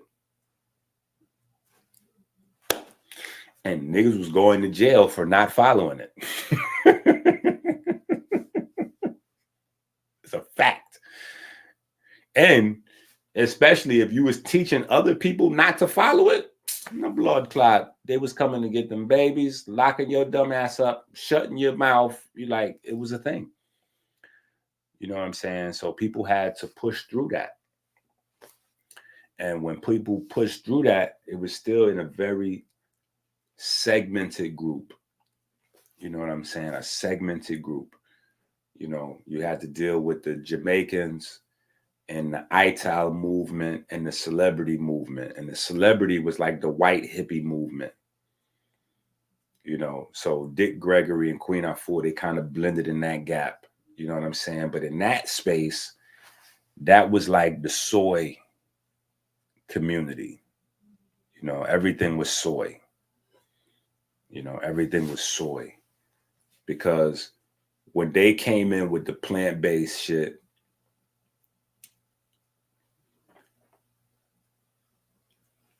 I think in order for them to be accepted, you know, without being conceived as a threat to the big corporations at the time or whatever. Because remember, Oprah tried to say some shit about the beef and they damn near shut Oprah whole shit down. Like Nick Cannon. Remember Nick Cannon brung Nick Cannon. You remember Nick Cannon got shut down. Oprah got shut down at her height. She said some shit about beef. Oprah had to come back on TV and say beef was amazing and give away the audience. Everybody's getting free beef. Like, these are all facts, right? So they had to come out with the animal saving. You know, we just want to save the animals and save the earth. You know, that was a safe way, I think, to, you know, to carry it in the public where they didn't have to deal with as much persecution. You know, we just want to save the animals. But in that regard, I don't think the healthiest, you know, they wasn't getting to the healthy principles. They wasn't getting to the ancient, you know, it was a lot of shit still left on the table, a lot of room for growth. Like it always is. There's always room for the next generation. Once the generation before you catches arrows and knives, they allow, you know, the door to open up a little bit for the next generation to come through. And then you're going to get your own, you know, when you push the buck forward, you're going to get some knives and some arrows, but you're going to open up the door a little bit more. And, you know, it's supposed to be carried like that. And so you're supposed to appreciate and have a certain degree of reverence for those that came before you, because your ass wouldn't be able to do what you're doing if it wasn't for the people catching the arrows. You know what I'm saying? And there is nobody, period. Make no mistake. This blend of holistic consciousness and hip hop, street culture and all of that, that is my invention. There was none of that. That's the other piece. All these niggas had dashikis and they had to, you know, they had to come in a weird space in order to talk holistically. There was nobody even using the word nigga and holistic in the same sentence.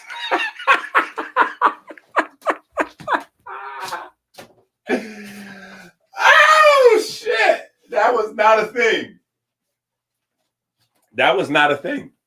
So I had to not only deal with like the powers that be, but the gatekeepers in the holistic community. That's why I'm still a black sheep in a lot of these circles because I had to I had to kick in the door waving the 4-4. Yeah. Because I'm like, yo, y'all are y'all are leaving out an entire demographic of people from these healthy conversations, from this health information. And y'all are coming on the back. And this is where I really had the problem. Y'all are coming on the back because I was raised with the guy, so I'm like, y'all are coming on the back of these street guys that pioneered this movement. Because the street guys that pioneered the health movement. There is no neighborhood herb shops. There is no neighborhood CMOS. There's no ITEL, nothing. Those was all street guys. The same way when you watch the Italian mafia movies, you see the Italian mafia guys, they was making they nephews and nieces, doctors, lawyers, and whatever. Well, in the neighborhood, the street guys was making their nephews, nieces, and girlfriends the managers of the laundry mats and the health food places. That's how that went down, right? So when you get a generation or two removed from the original families, people begin to forget who's who. And then you start thinking that, the kufis and the dashikis and all of this, the jalabiyas and all this shit, you start thinking like that's it. Oh yeah, these are the righteous. Oh, it's righteous to toe the line, but you ain't. It's much more righteous to give your life in prison or to be killed somewhere. Like these are real-time martyrs. You know what I'm saying? That funded and pioneered, So now you could stand somewhere with your dashiki on and talk your shit because 100 niggas got 20 years in jail for doing all kind of crazy shit to create a safe space for you to be able to do that. So should we do that? No. Should we teach our kids to do that? No. But we got to still make sure that that time period never comes back by making sure we teach our babies that there are principles they're missing. We don't want you to just listen to rap music and think, oh, you're being a gangster just for being a gangster. This is the reason why you have so many kids that come from well-to-do families. The dad's working, mom's working, they both have reasonable education, but somehow the kid joins the Crips, the kid joins the Bloods, the kid, gets caught with, half a kilo or 200 ecstasy pills on the college campus. Like, how the fuck does, because they don't understand the dynamics of the freedom fighter versus the gangster. And so when their rebellious nature kicks in, which is a natural part of being a kid at any age, they go into a dynamic that has nothing of substance for the people or for themselves. So it's not a period of exploring and learning.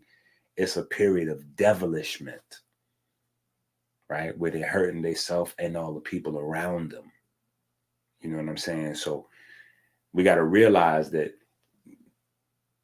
the people that in the 60s said that's not what that was. You know what I'm saying? These people was just trying to get out of poverty and create a dynamic where they could teach. You know what I'm saying? So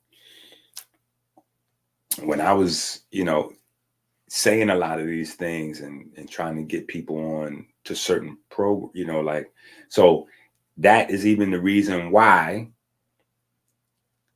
we are 50 books in, right? And now, the last few books, now we getting more into speaking directly to food, right? Because for so long, the food thing for me is wore out. And for me, it was senseless because I seen so many people talking about food over the decades. And it didn't really stick to people because people never had the science. They didn't understand how their body worked. So they didn't really understand the need to eat a certain type of way. So my thing wasn't to do what I saw the elders do to no avail. Oh, eat healthy, eat healthy, eat healthy. That doesn't work, because especially when people making economic decisions, you know what I'm saying? It's like people need to understand why they should eat this. Why they should eat this. Like, for instance, one of the things we address is the reason why so many Black kids, so many minorities, they're wearing glasses. It's nothing wrong with their eyes. It's nothing wrong with their eyes. Eyeglasses is a hustle. For the most part, you know what I'm saying? There's some people that need glasses, you know what I'm saying? But the wide majority, they there for malnutrition. And instead of getting the nutrition part right, they just slap on the glasses. You know what I'm saying? But nobody's teaching that. So Frosty Flakes and glasses. That's the program. You know what I'm saying? Twinkies and glasses. That's what we're doing. Gatorade and glasses. That's what we're doing. You know what I'm saying? But we're not getting, hey, no. There's a difference. So let me explain to you how this works. So you build up an education of how the body works, and then there's a point where, as you're studying this information, this is why there's a rhythm and a science to the books. And as you go through the books reference you to other books, because there's a rhythm and a science to building, right? We're building. When you building, it goes brick by brick, and there's an order to that. You got to lay the cornerstone first, right? You got to put the cornerstone in place. And once the cornerstone is in place and you got a solid foundation, now you can continue to build, right? But you don't build the top floor before the bottom. You got to lay the foundation, cornerstone. There's a science to how you build. You understand what I'm saying? So we had to lay that foundation down so that there's a point where everything starts to make sense. Everything starts to make sense. And now that people have been reading the books, it's clicking for a lot of people in a way that has never been clicking before. You know what I'm saying? To the point where you can see the fruit of my labor in so many people from around me that study directly or indirectly, making a name for themselves. People like EnQi, what's up with, we see your man with Jaylen Brown. Okay, yeah, that's, I mean, for me, it's not a thing. You know what I'm saying? Because I've always had students that go off and teach famous people. Right? Like, that's, what do y'all think Polite's cheat code was? Polite's cheat code wasn't real estate and money. That's not what allowed him to sit next to athletes and these types of people, because those people was already rich. So you can't go to rich people and befriend them with ideas about making money. That's not how you got in. Rich folks, you got to show them how to save time or to do something that they don't know about. So that's why he was keeping me away from those people, because then they would see where the information is coming from. You know what I'm saying? But that's what he was doing, sharing the health information with those people. You know what I'm saying? Or like, a bunch of different people. Nipsey, Les Brown, E.T. the hip hop, all kind of,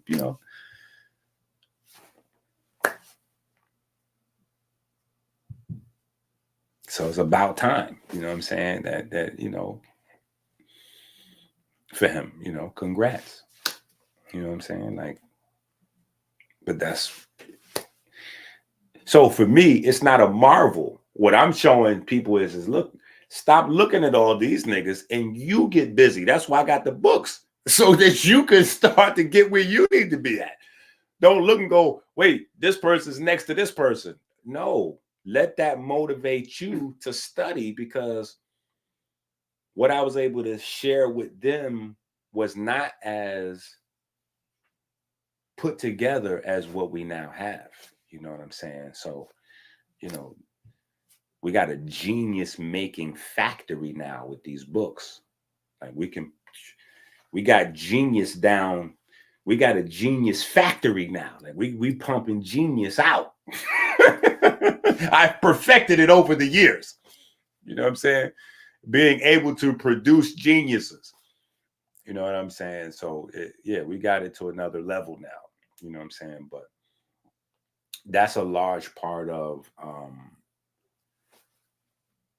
the orthorexia book. It's kind of a victory lap. You know what I'm saying? But then also we talk about legumes. We talk about beans. You know,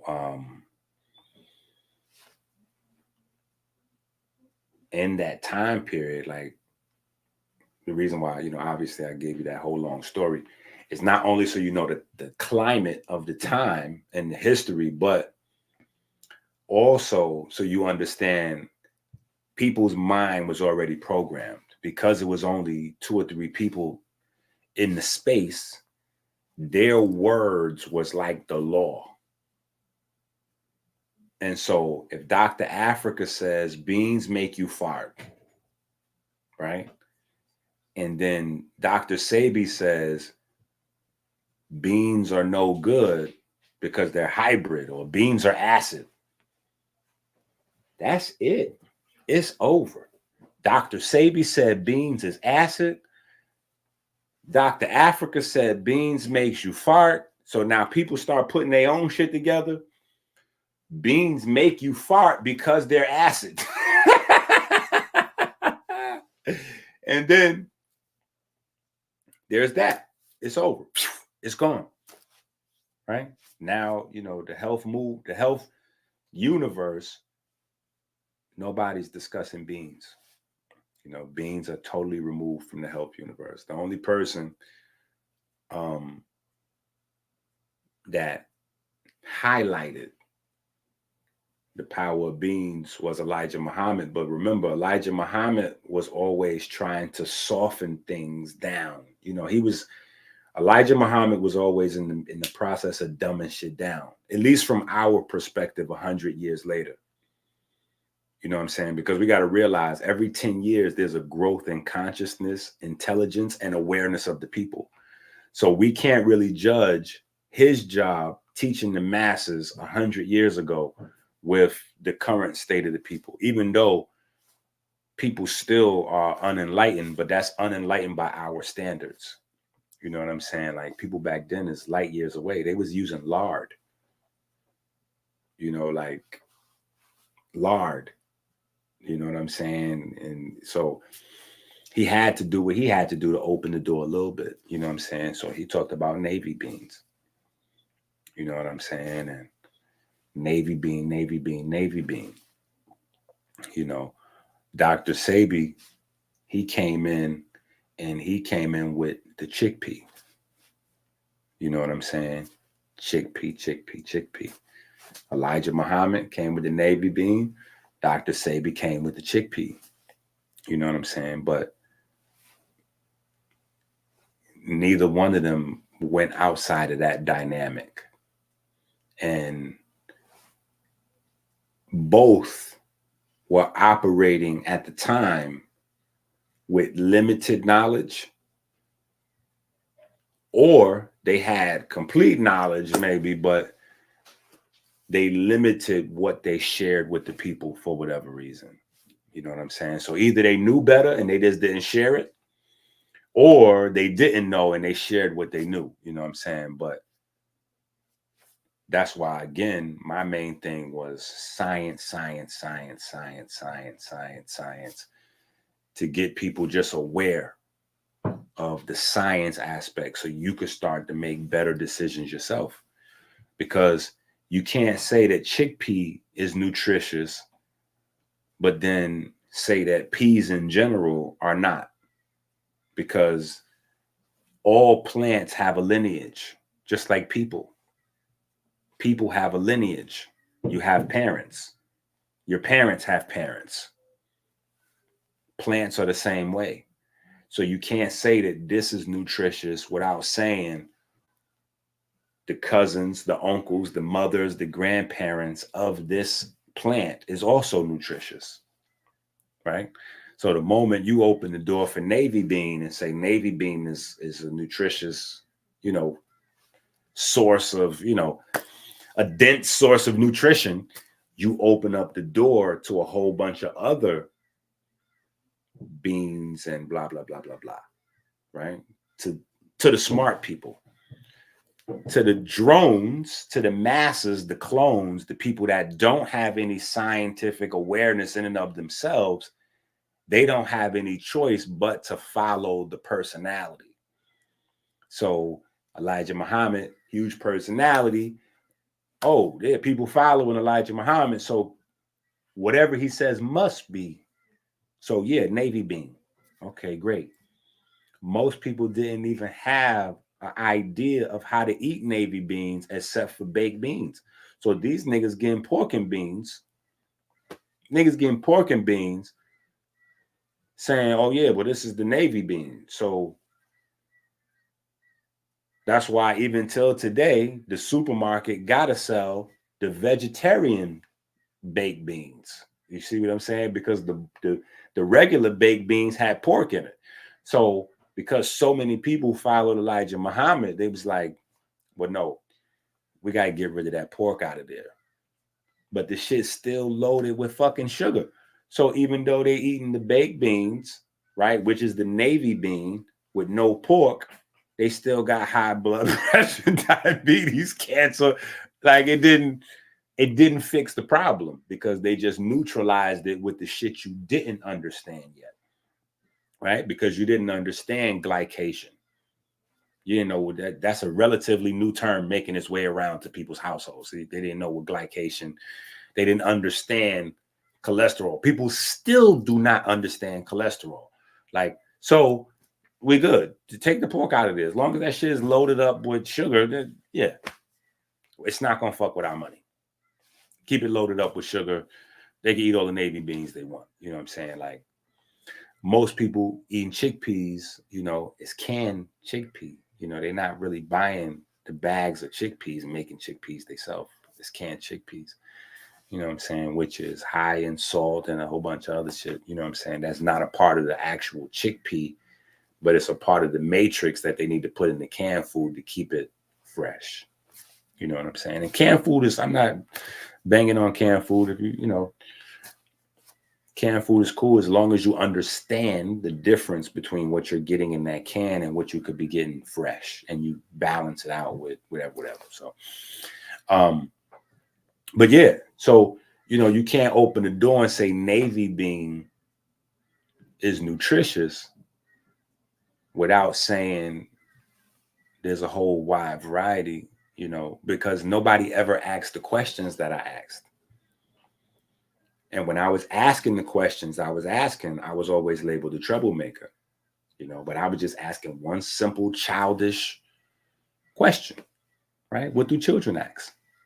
Why? Right? Why? So you say navy bean is good. Why? Well, because the Honorable Elijah Muhammad said, why? Because the Honorable, Farad Muhammad said, why? Well, he got the teachings from, I got you. Hold on. He got the teachings. Okay, whoever initiated, who's the first nigga with the teachings? Who wrote down the teachings? Why did he put on there that navy bean? You're still not answering my questions. You're just telling me the chain of how this line of thought, got to you, but you're not answering me why the navy bean is nutritious. Like, and whatever you say, just know I'm getting ready to follow that up with, then why not eat this one? Right? So when you say navy bean is loaded with proteins or amino acids, I'm going to say, okay, cool. But what about this bean? This also, Or like chickpea. If you say the chickpea, you know, Dr. Sadie said don't eat no beans, but you know, chickpeas is good for you. Why? Well, because the chickpea is, you know, it's not acidic. I'm going to go and, well, actually, the chickpea has just as many acids, amino acids, fatty acids. Nope. The chickpea is loaded with amino acids and fatty acids. So, yeah. Oh, well, it's not a hybrid. Okay. Well, here's a list of other peas and beans that are not hybrids. So why not these? You see what I'm saying? Like, but because people don't have answers, and I'm pushing for answers, because at this point I'm starting to say, well, if you don't have an answer and you just blindly recommend this shit, then you're, you know, respectfully, you're a dumbass, you know, like, I mean, with all due respect though, you know, like, you do know that you're the same as the people you're saying, like, you're, you know, the big thing always was the people in the church, they're dumb because they're following Jesus. This is the reason why you're getting insight now into how I think, right? This is the reason why I've never knocked religious people, because to me, everybody's religious people, right? If you're listening to Dr. Sebi saying only eat chickpeas because, you know, it's this or that, it's the same as going to church. You don't have any proof of why not to eat the other shit because you don't know what's in the other shit. You don't know what the actual chemical makeup is of chickpeas, and you don't know the chemical makeup of no other beans. But you just going off this list from this nigga because he said it. That's the same as the Bible. John said this, so it must be the truth. Nobody's verifying what John said. Niggas going along with it. Well, John said it. I mean, Moses, you know, Moses said, you know, okay, well, shit. Moses said it. Okay, well, what? Shit, why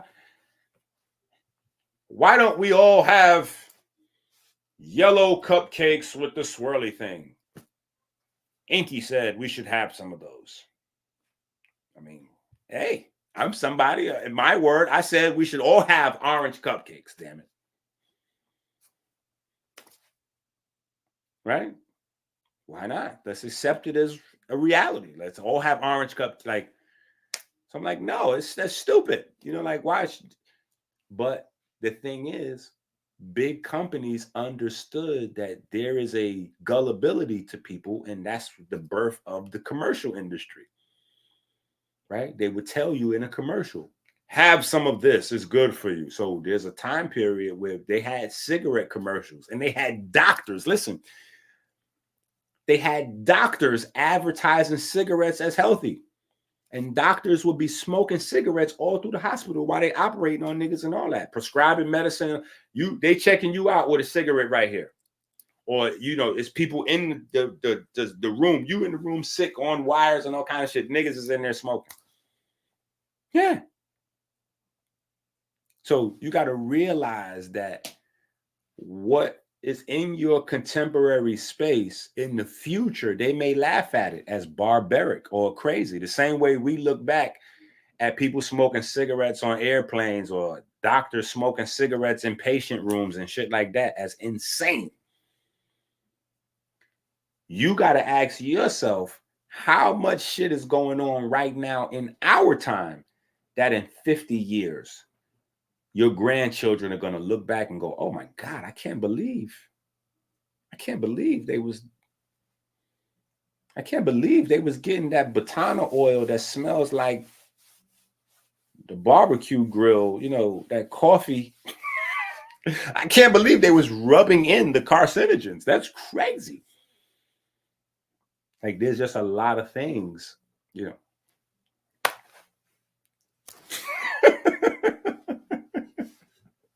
The facts, right? Just sorry. There's a large order of facts with a side order of truth. I'm sorry about that. I know people are still kind of allergic. People got allergies to the truth. And I'm like, EnQi, you activate my allergy. But these are just facts, right? So, you know, when I started to tell people that, no, peas, Sabi's not wrong when he's saying that chickpeas are amazingly nutritious. That's all wise, right? And that's a super fact. But where he is wrong is where he separates them from a whole bunch of other shit and says those is not, and just these. And nobody has any concrete validation for that. Nobody has any concrete validation for that because nobody's bothering to fact check because nobody knows facts. Nobody even knows how the body works to see what the affinity is for one plant or another. You know, most of the herbalists, they never understood biochemistry. That's a new thing that I started. I made the association between herbalists and biochemistry, between herbalists and exercise. That didn't exist. You're not going to see Dr. Africa or Dr. Sabi nowhere doing no pull-ups. That's not a thing. You're not going to see them nowhere. That starts with me mixing up herbal niggas with vegan niggas with exercise niggas, like mixing all of those are all separate communities. You know what I'm saying? Those are all separate communities. Bringing them all together and like making a one culture out of all of that. You know what I'm saying? Like that didn't exist. Because the holistic niggas is looking at the pull up and push up niggas like jailbird, like they're like, oh, you know, like they scared of that type of people. You know what I'm saying? Like these niggas wearing dashikis and ankhs with sandals with, you know, their toes out and all that. Trying not to say cuss words and, you know, like that's a different group. You know what I'm saying? They pretending to only listen to jazz music. You know what I'm saying? They don't listen to rap. You know, that's, you know, that's, you know, that's violent music. That's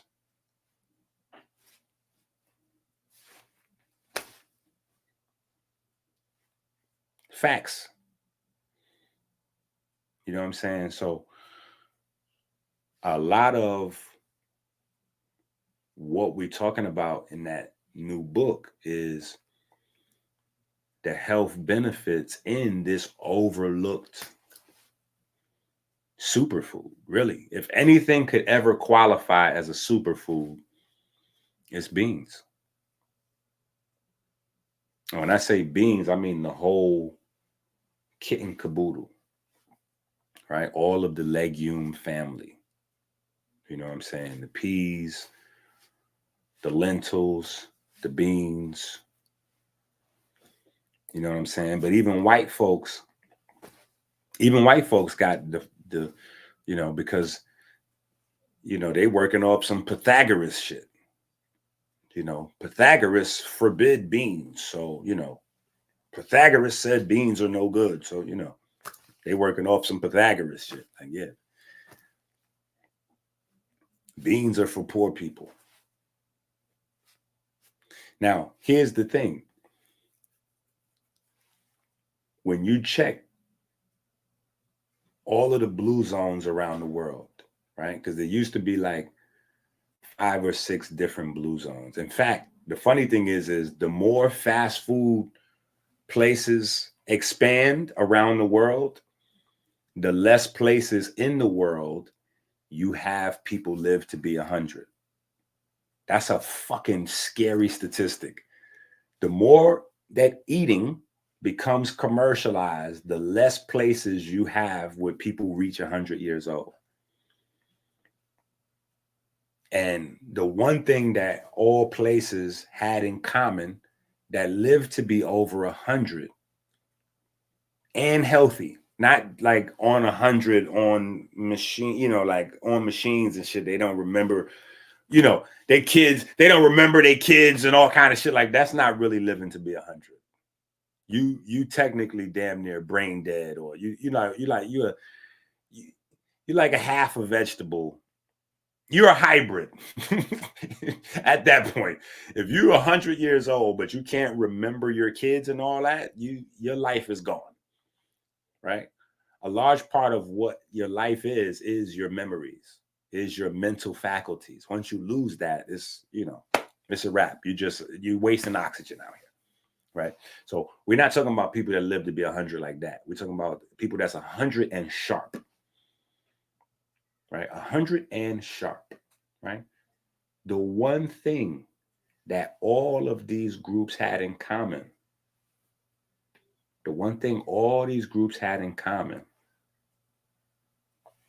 was beans, right? But because of Sabi and Africa and Pythagoras and all these different people that over time spoke against eating beans and shit like that, when I came, that was just added to my debit card. All of the reasons that EnQi is crazy. Because even amongst the people that are in the health, even amongst the health nuts, he's coming with some, even in the world of health nuts, nobody's co-signing what he's talking about. What is he talking about? And a part of it is poverty. In capitalism, you know what I'm saying? And I'm a fan of capitalism, you know what I'm saying? But in capitalism, again, where money determines the status of a thing, right? When you go in the supermarket, the cheapest thing in the supermarket is beans. So nobody wants to be associated with beans. You know what I'm saying? They don't want to be seen as eating beans. Because when people eat beans, typically that means they didn't have nothing else in the house. You know what I'm saying? And if you see them buying beans, that typically means they couldn't afford any other items. That's why they're buying beans. You know what I'm saying? Because they don't have any money to get any real food. But even like when people got welfare or WIC, right? WIC would tell you to get cereal boxes, cheese, eggs, milk, juice. You didn't get no beans on there. You know what I'm saying? Like beans, just everybody abandoned beans. So when I'm telling people back in the days, beans, then I say black bean to all these niggas talking about melanin. Everybody is melanin up. Melanin. Yeah, we are, the melanin is like, nigga, there's black beans, right? No, there's black beans. It's like you get a whole big bag. It's like $2, the black beans. Yes. No, Dr. Sabi said, no, the chickpea. Dr. Africa said, goofy ass Ali Muhammad said, anything with pigment is bad because pigment is associated with phytic acid. So when you eat fruit, even berries, these goofy niggas were saying, take the skin off. Take the skin off the apples, the pineapples, the mangoes, the this, the that, the berries. Oh. So to separate myself from everybody, I had to promote, like, listen, just forget all these other things. We need the pigment. Y'all niggas are insane. How do we grow up in a society to patch up our self-esteem, saying shit like the blacker the berry, the sweeter the juice? And then when we get to food, we forgot. To combat people calling us midnight this and African booty scratchers and black midnight block, we coming up with shit to like mental cures to all of the names of black, the blacker the berry, the sweeter the juice, right? Tupac, biggest song ever. They say the blacker the berry, the sweeter the juice. And I thank God when this is on welfare. Tupac. How do we listen? How How did that become a household saying and then we forgot when we got to the food? The blacker the berry, the sweeter the juice. We forgot about that ideology. How did we promote the navy beans and the chickpea and we left the black beans? How did we leave the red beans? Right? How did we leave the green beans? Right? When all these goofy niggas got into chlorophyll this, chlorophyll that, chlorophyll is blah, blah, blah, blah, blah. How did we forget that, there's green beans? We could just get the green. No, the chlorophyll, yeah. No, but we could just get the green beans. They have green peas, green beans, like, yeah.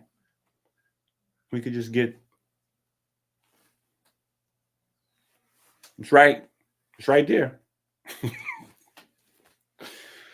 See, EnQi, you always going against the grain. You don't understand. Dr. Sebi said, Dr. Africa said, I'm like,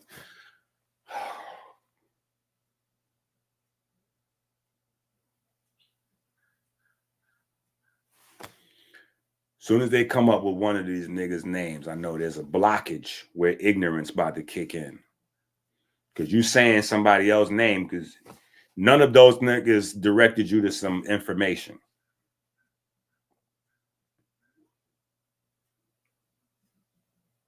They didn't give you the biochemistry. They didn't direct you to the scientific journals and all that. Like I do. They didn't provide you with the self-education to bring you into the autodidactic space. Teach yourself. Teach yourself. Come over here. Come into the autodidactic space, right? Become a self-teacher. That's all it means, just to teach yourself. Self-education, self-development. Don't listen to nobody. Here, learn. Because everybody's body is unique. So you just need to learn that. Then learn about the foods and then select for your body what you got going on.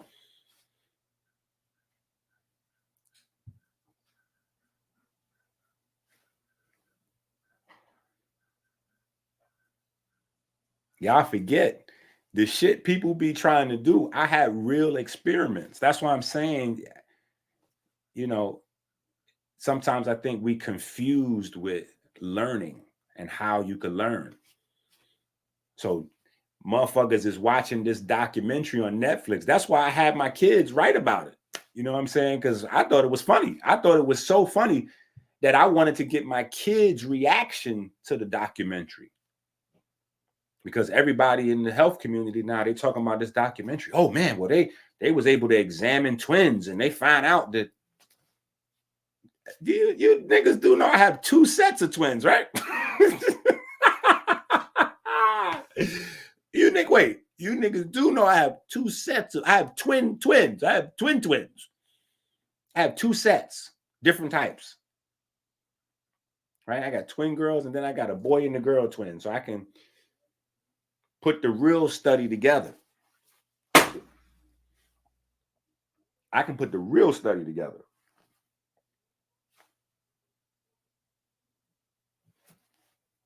Right?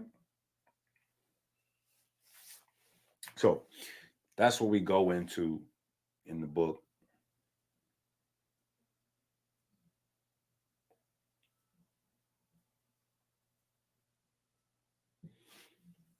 Jose said, how did you get twins? Well, I did. You got to get the piezoelectric book for that. The piezoelectrochemistry book got that in there. This is the book. Let me see if I can find it for you. Because that's the book that directly answers your question.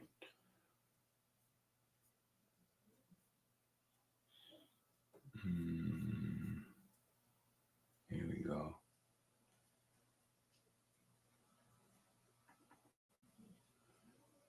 You got to go get this book right here.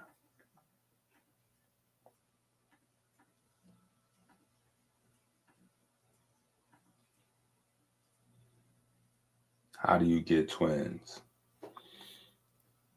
Right there. That's the book. That's going to tell you the whole everything. That's going to tell you everything. Right? You're going to need that. And of course, you're going to need the grocery shopping book.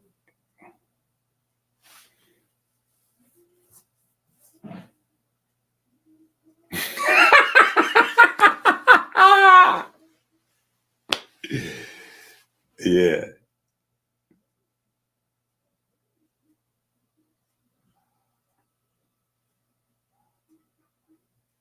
Man, happy birthday. Happy solar return anniversary. Right? But yeah, that was Osborne's favorite book for a minute. Osborne is like my book critic. You know what I'm saying? So there's a time period where that was his favorite book. He just like, yo, I'm reading it for the third time. But he has replaced, he went from that book to his new favorite book, which is the orthorexia book. His new favorite book is the orthorexia book. So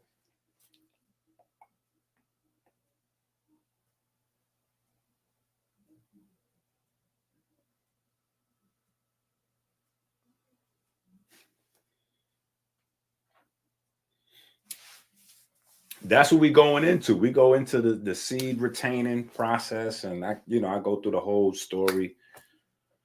Because it's a little bit more than seed retaining. You know what I'm saying? But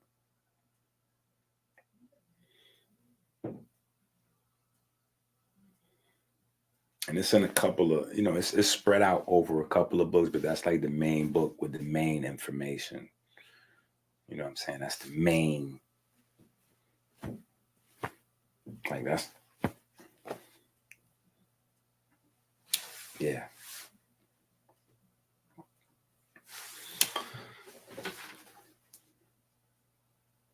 Listen, Trump, I don't know what they was thinking. Because they gave, it's over. I mean, I want Trump to win. You know what I'm saying? I want Trump to win anyway. But I'm saying for the opposition, they gave him the election. It's a wrap. It's a wrap. And nobody probably even noticed or paid attention because everybody was talking about the fact that, the assassination attempt. But the very next day after the assassination attempt, his charges got dropped.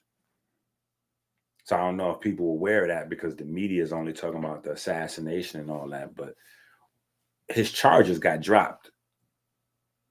So if you're following the story, just type in Trump charges got dropped, and you will see a whole litany of shit came up.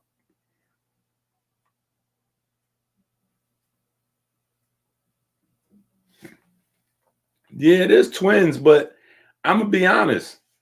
It's the same as everything else. It's the same as everything else. Like, it's like having breast cancer. Like if we was to do our family tree, respectfully, if we was to do our family tree, there's all kinds of shit that's in our lineage. You know what I'm saying? Like, but how do you bring that? You know what I'm saying? We got alcoholism in our lineage. We got professional athletes. You know what I'm saying? Like, we got all kinds of, we got a large pool of genetic information. You know what I'm saying? Like, that's one of the things with the Declaration of Independence book. We trying to communicate, how to take control of transcription and translation, right? Genetics. how to control transcription and translation. There's one thing for people to know about epigenetics. It's another thing to be able to control epigenetics, right? How to silence genetic expression, how to ramp up genetic expression, and how to be selective, right?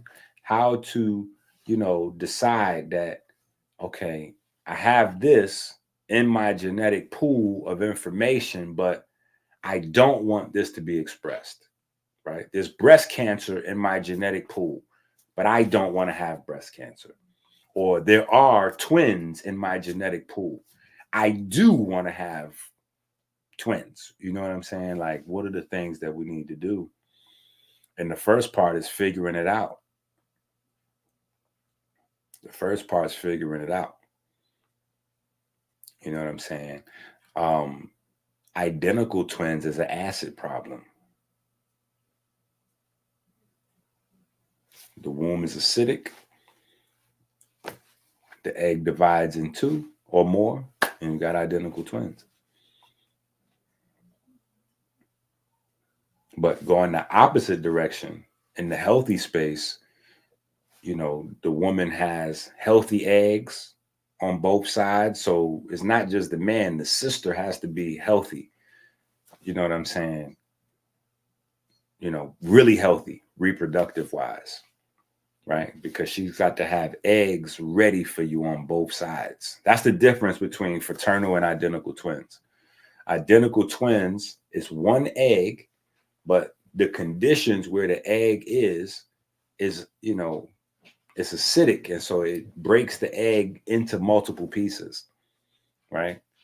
But when you have fraternal twins, it's a measure of health, right? Because the guy has to have enough healthy, strong sperm and enough food in his semen that he's able to, with that one shot, he's able to fertilize 2 eggs. And that's a lot to battle through, right?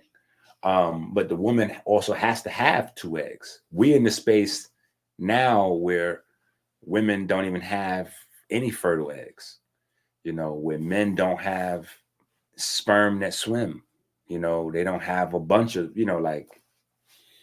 so, all of those things have to be in place first before you even get to genetics, right? What's the condition of the eggs inside the sister? What's the condition of the sperm?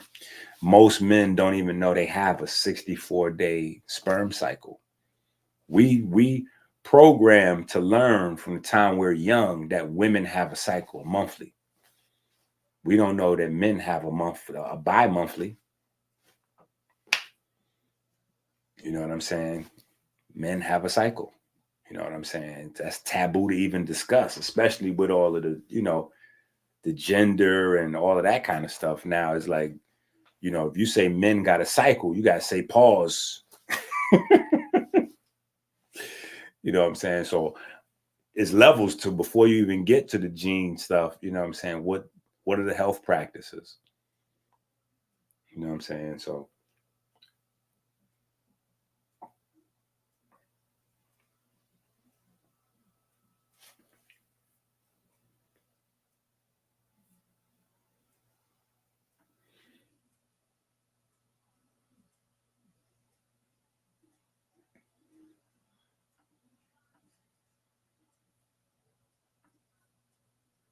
we got to get to all of that.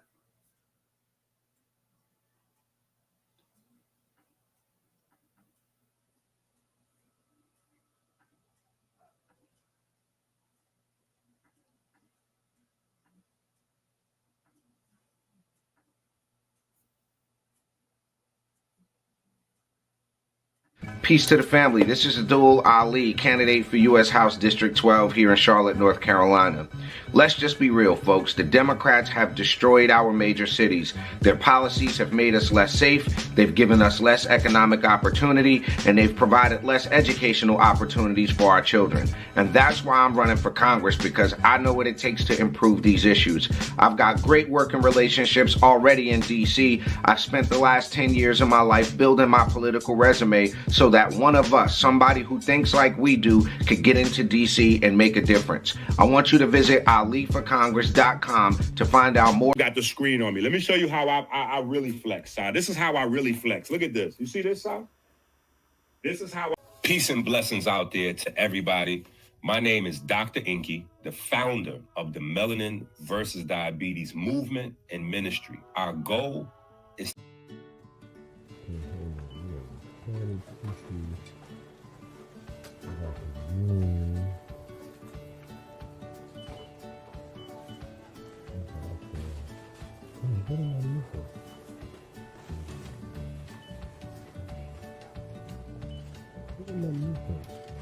Oh, I know what I'm supposed to do. I know what I'm supposed to do.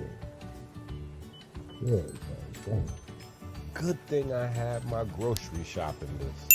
Don't leave home without it. My name is Minister EnQi. I am the naturopathic doctor and the spokesman for the Melanin versus Diabetes ministry. Every time you go to the supermarket without the electrician grocery shopping list, it's like putting a loaded gun to your head. Stop playing Russian roulette with your life. Help us make America great again. Learn how to save time. Learn how to save money with the electrician grocery shopping list on Amazon now. Go to Amazon now. The life you save may be your own.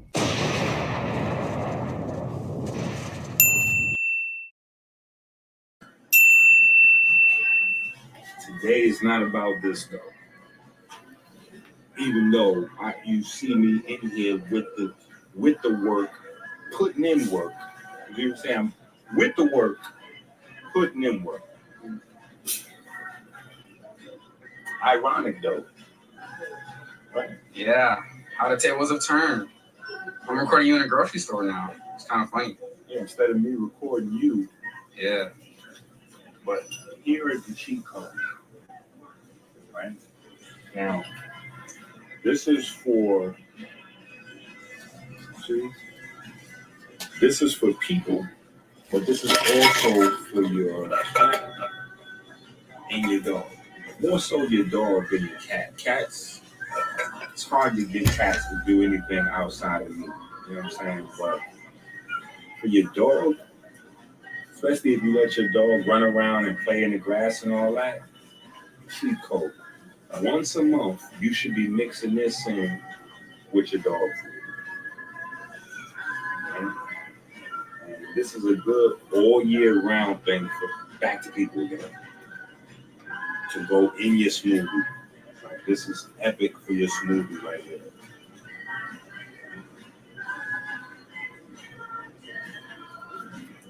So now let's look at these right here. Can you see those? Good.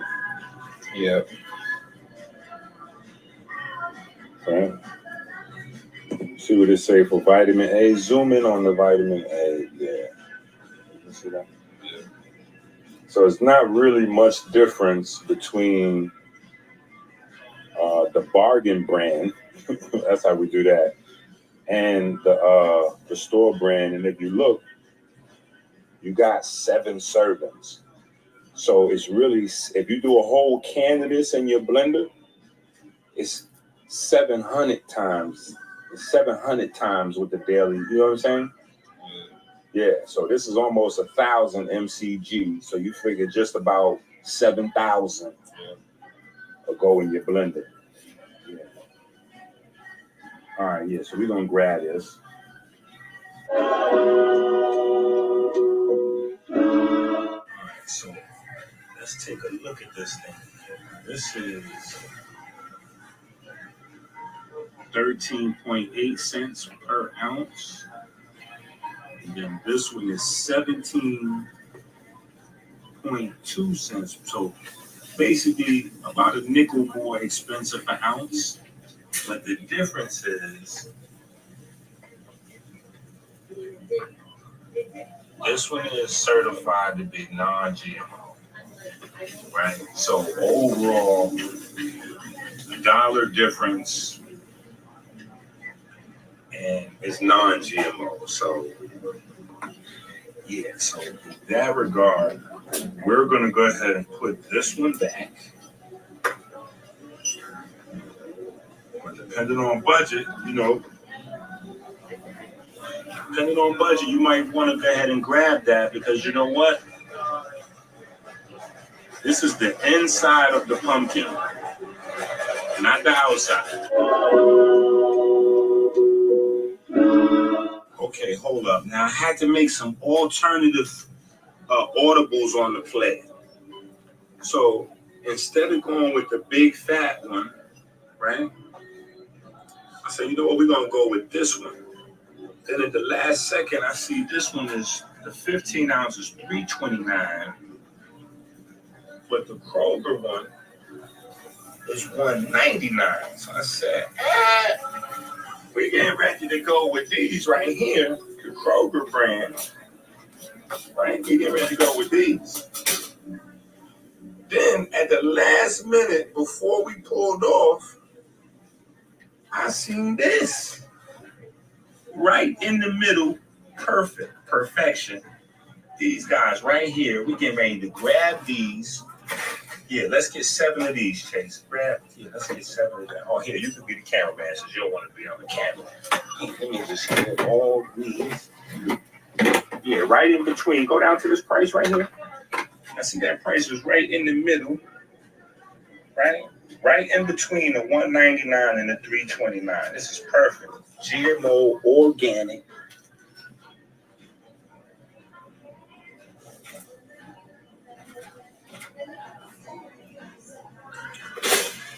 Let's see what it says for the nutrition. It doesn't say what the vitamin A is. That is interesting. But we know what the vitamin A is. Through the roof. We know it's going to be that same 930, 950. Yeah, we're going to go with that. All right.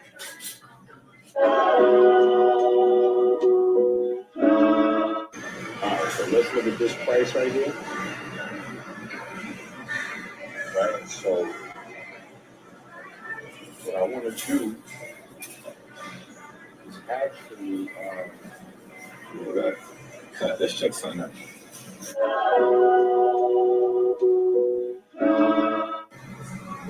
All right, so now let's check this out.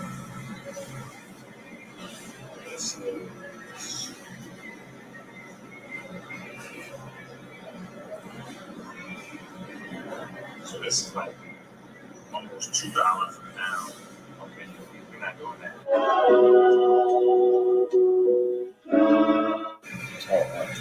Now, all of these technically are sweet potatoes. You got these, and then you got these. You got to show for it.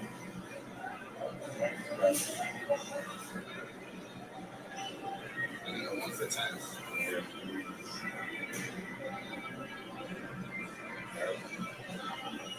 So, in the one, these are just potatoes. I don't know if these are sweet potatoes or what, but I'm good on the microwave. I mean, it says it. I don't know what they talking about though.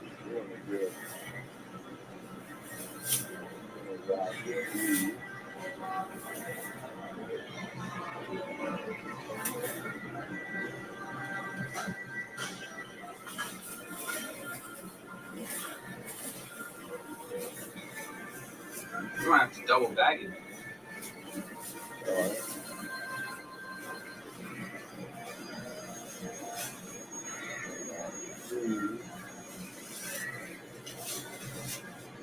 Then, what do you think about this?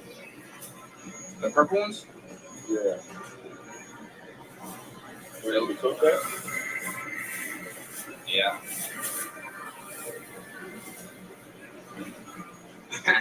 Crazy. Bro.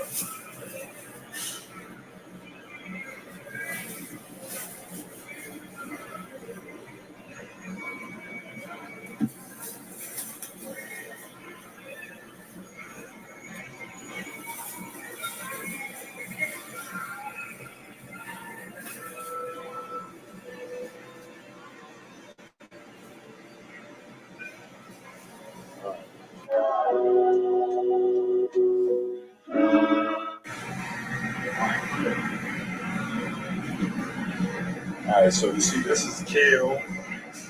Look at this down here. This is kale, carrots.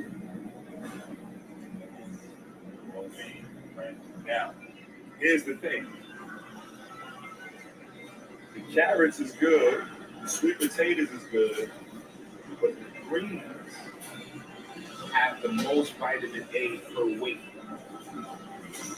Per weight, they got the most. Per cup, they got the least amount because of the volume size. But by weight, if you put it on the scale, 200 calories to 200 calories, greens is going to win out. So you're just going to have a variety of everything for the challenge. Right? That's why it's the Green Man Challenge. You know what I'm saying? Because the greens have the most reds. If that makes sense. All right, but I'm getting some oil. We're gonna get some carrots. We're gonna get some romaine. And usually have the dandelion up in here too. I don't know what happened to the dandelion.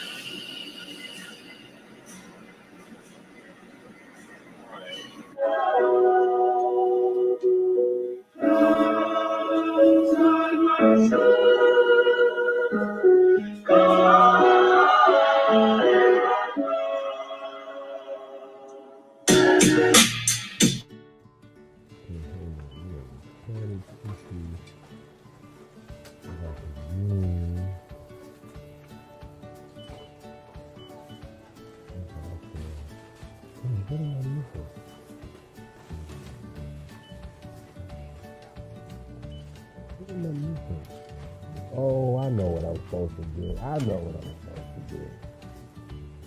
Good, good thing I have my grocery shopping list. Don't leave home without it.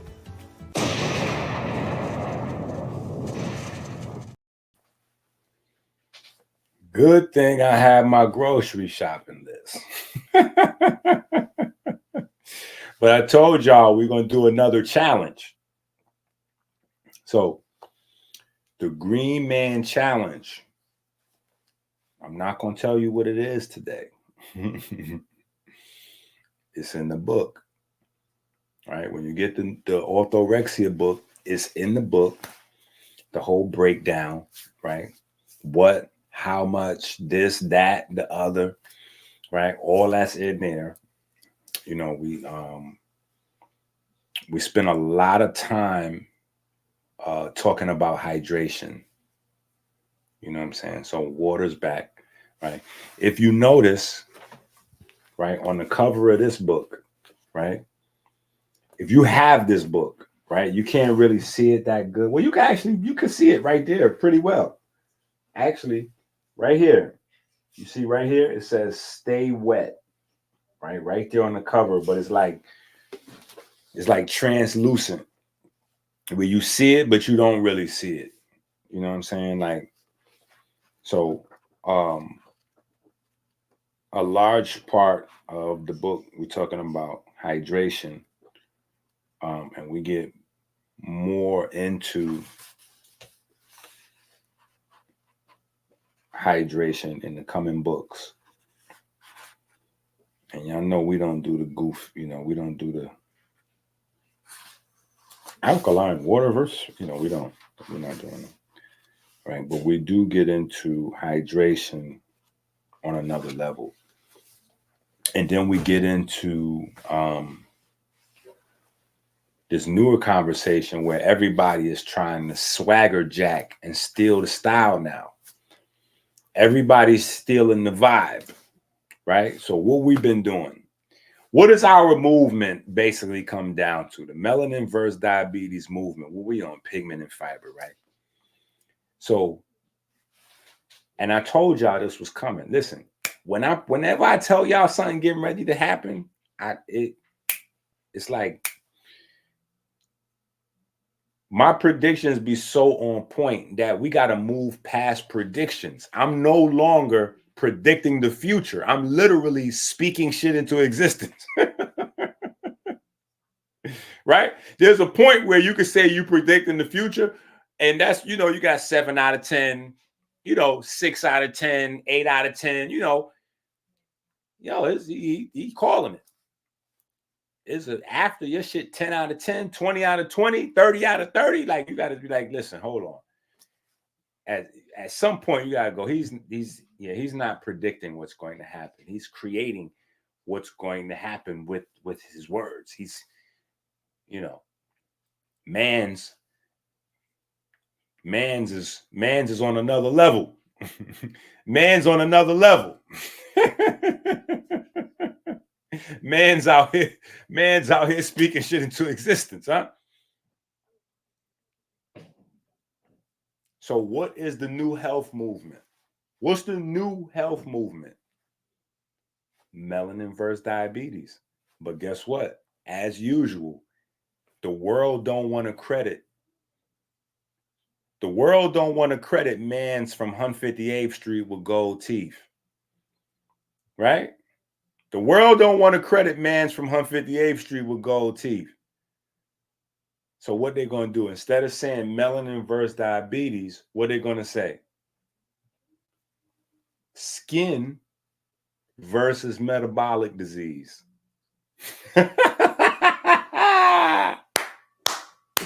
Listen, they got to follow. Look, hold on. You cannot tell me, listen, in all respect, you cannot say that you have not noticed over the last 3 to 5 years, everybody now is wearing gold teeth on the bottom. Like, that's the new vibe now. Like, even celebrities is going to get, gold teeth on the bottom only. That's the vibe. So all of the street people, they wearing gold teeth on the bottom only, right? That's only Dr. EnQi, right? I took the arrows and the knives in the back for that, right? Oh, gold teeth. How are you wearing gold teeth? Teaching health. Now everybody wearing gold teeth on the bottom. That's a vibe, right? And now you're going to listen to the scientists and the doctors everywhere. It's going to become more and more popular. They're already starting it, but this is just the beginning. It's getting ready to go. Everybody. They're not going to say melanin versus diabetes. What they're going to say is the skin is now in control of all metabolic diseases. Metabolic disease starts with the skin.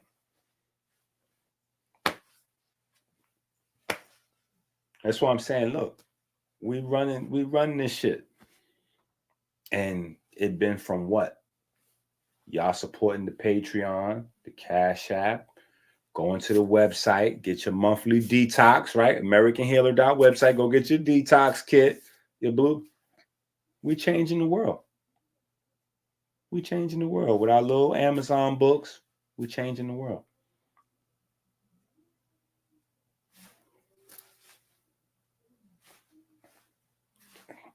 Hated the lover, the underdogs on top. And I'm going to shine.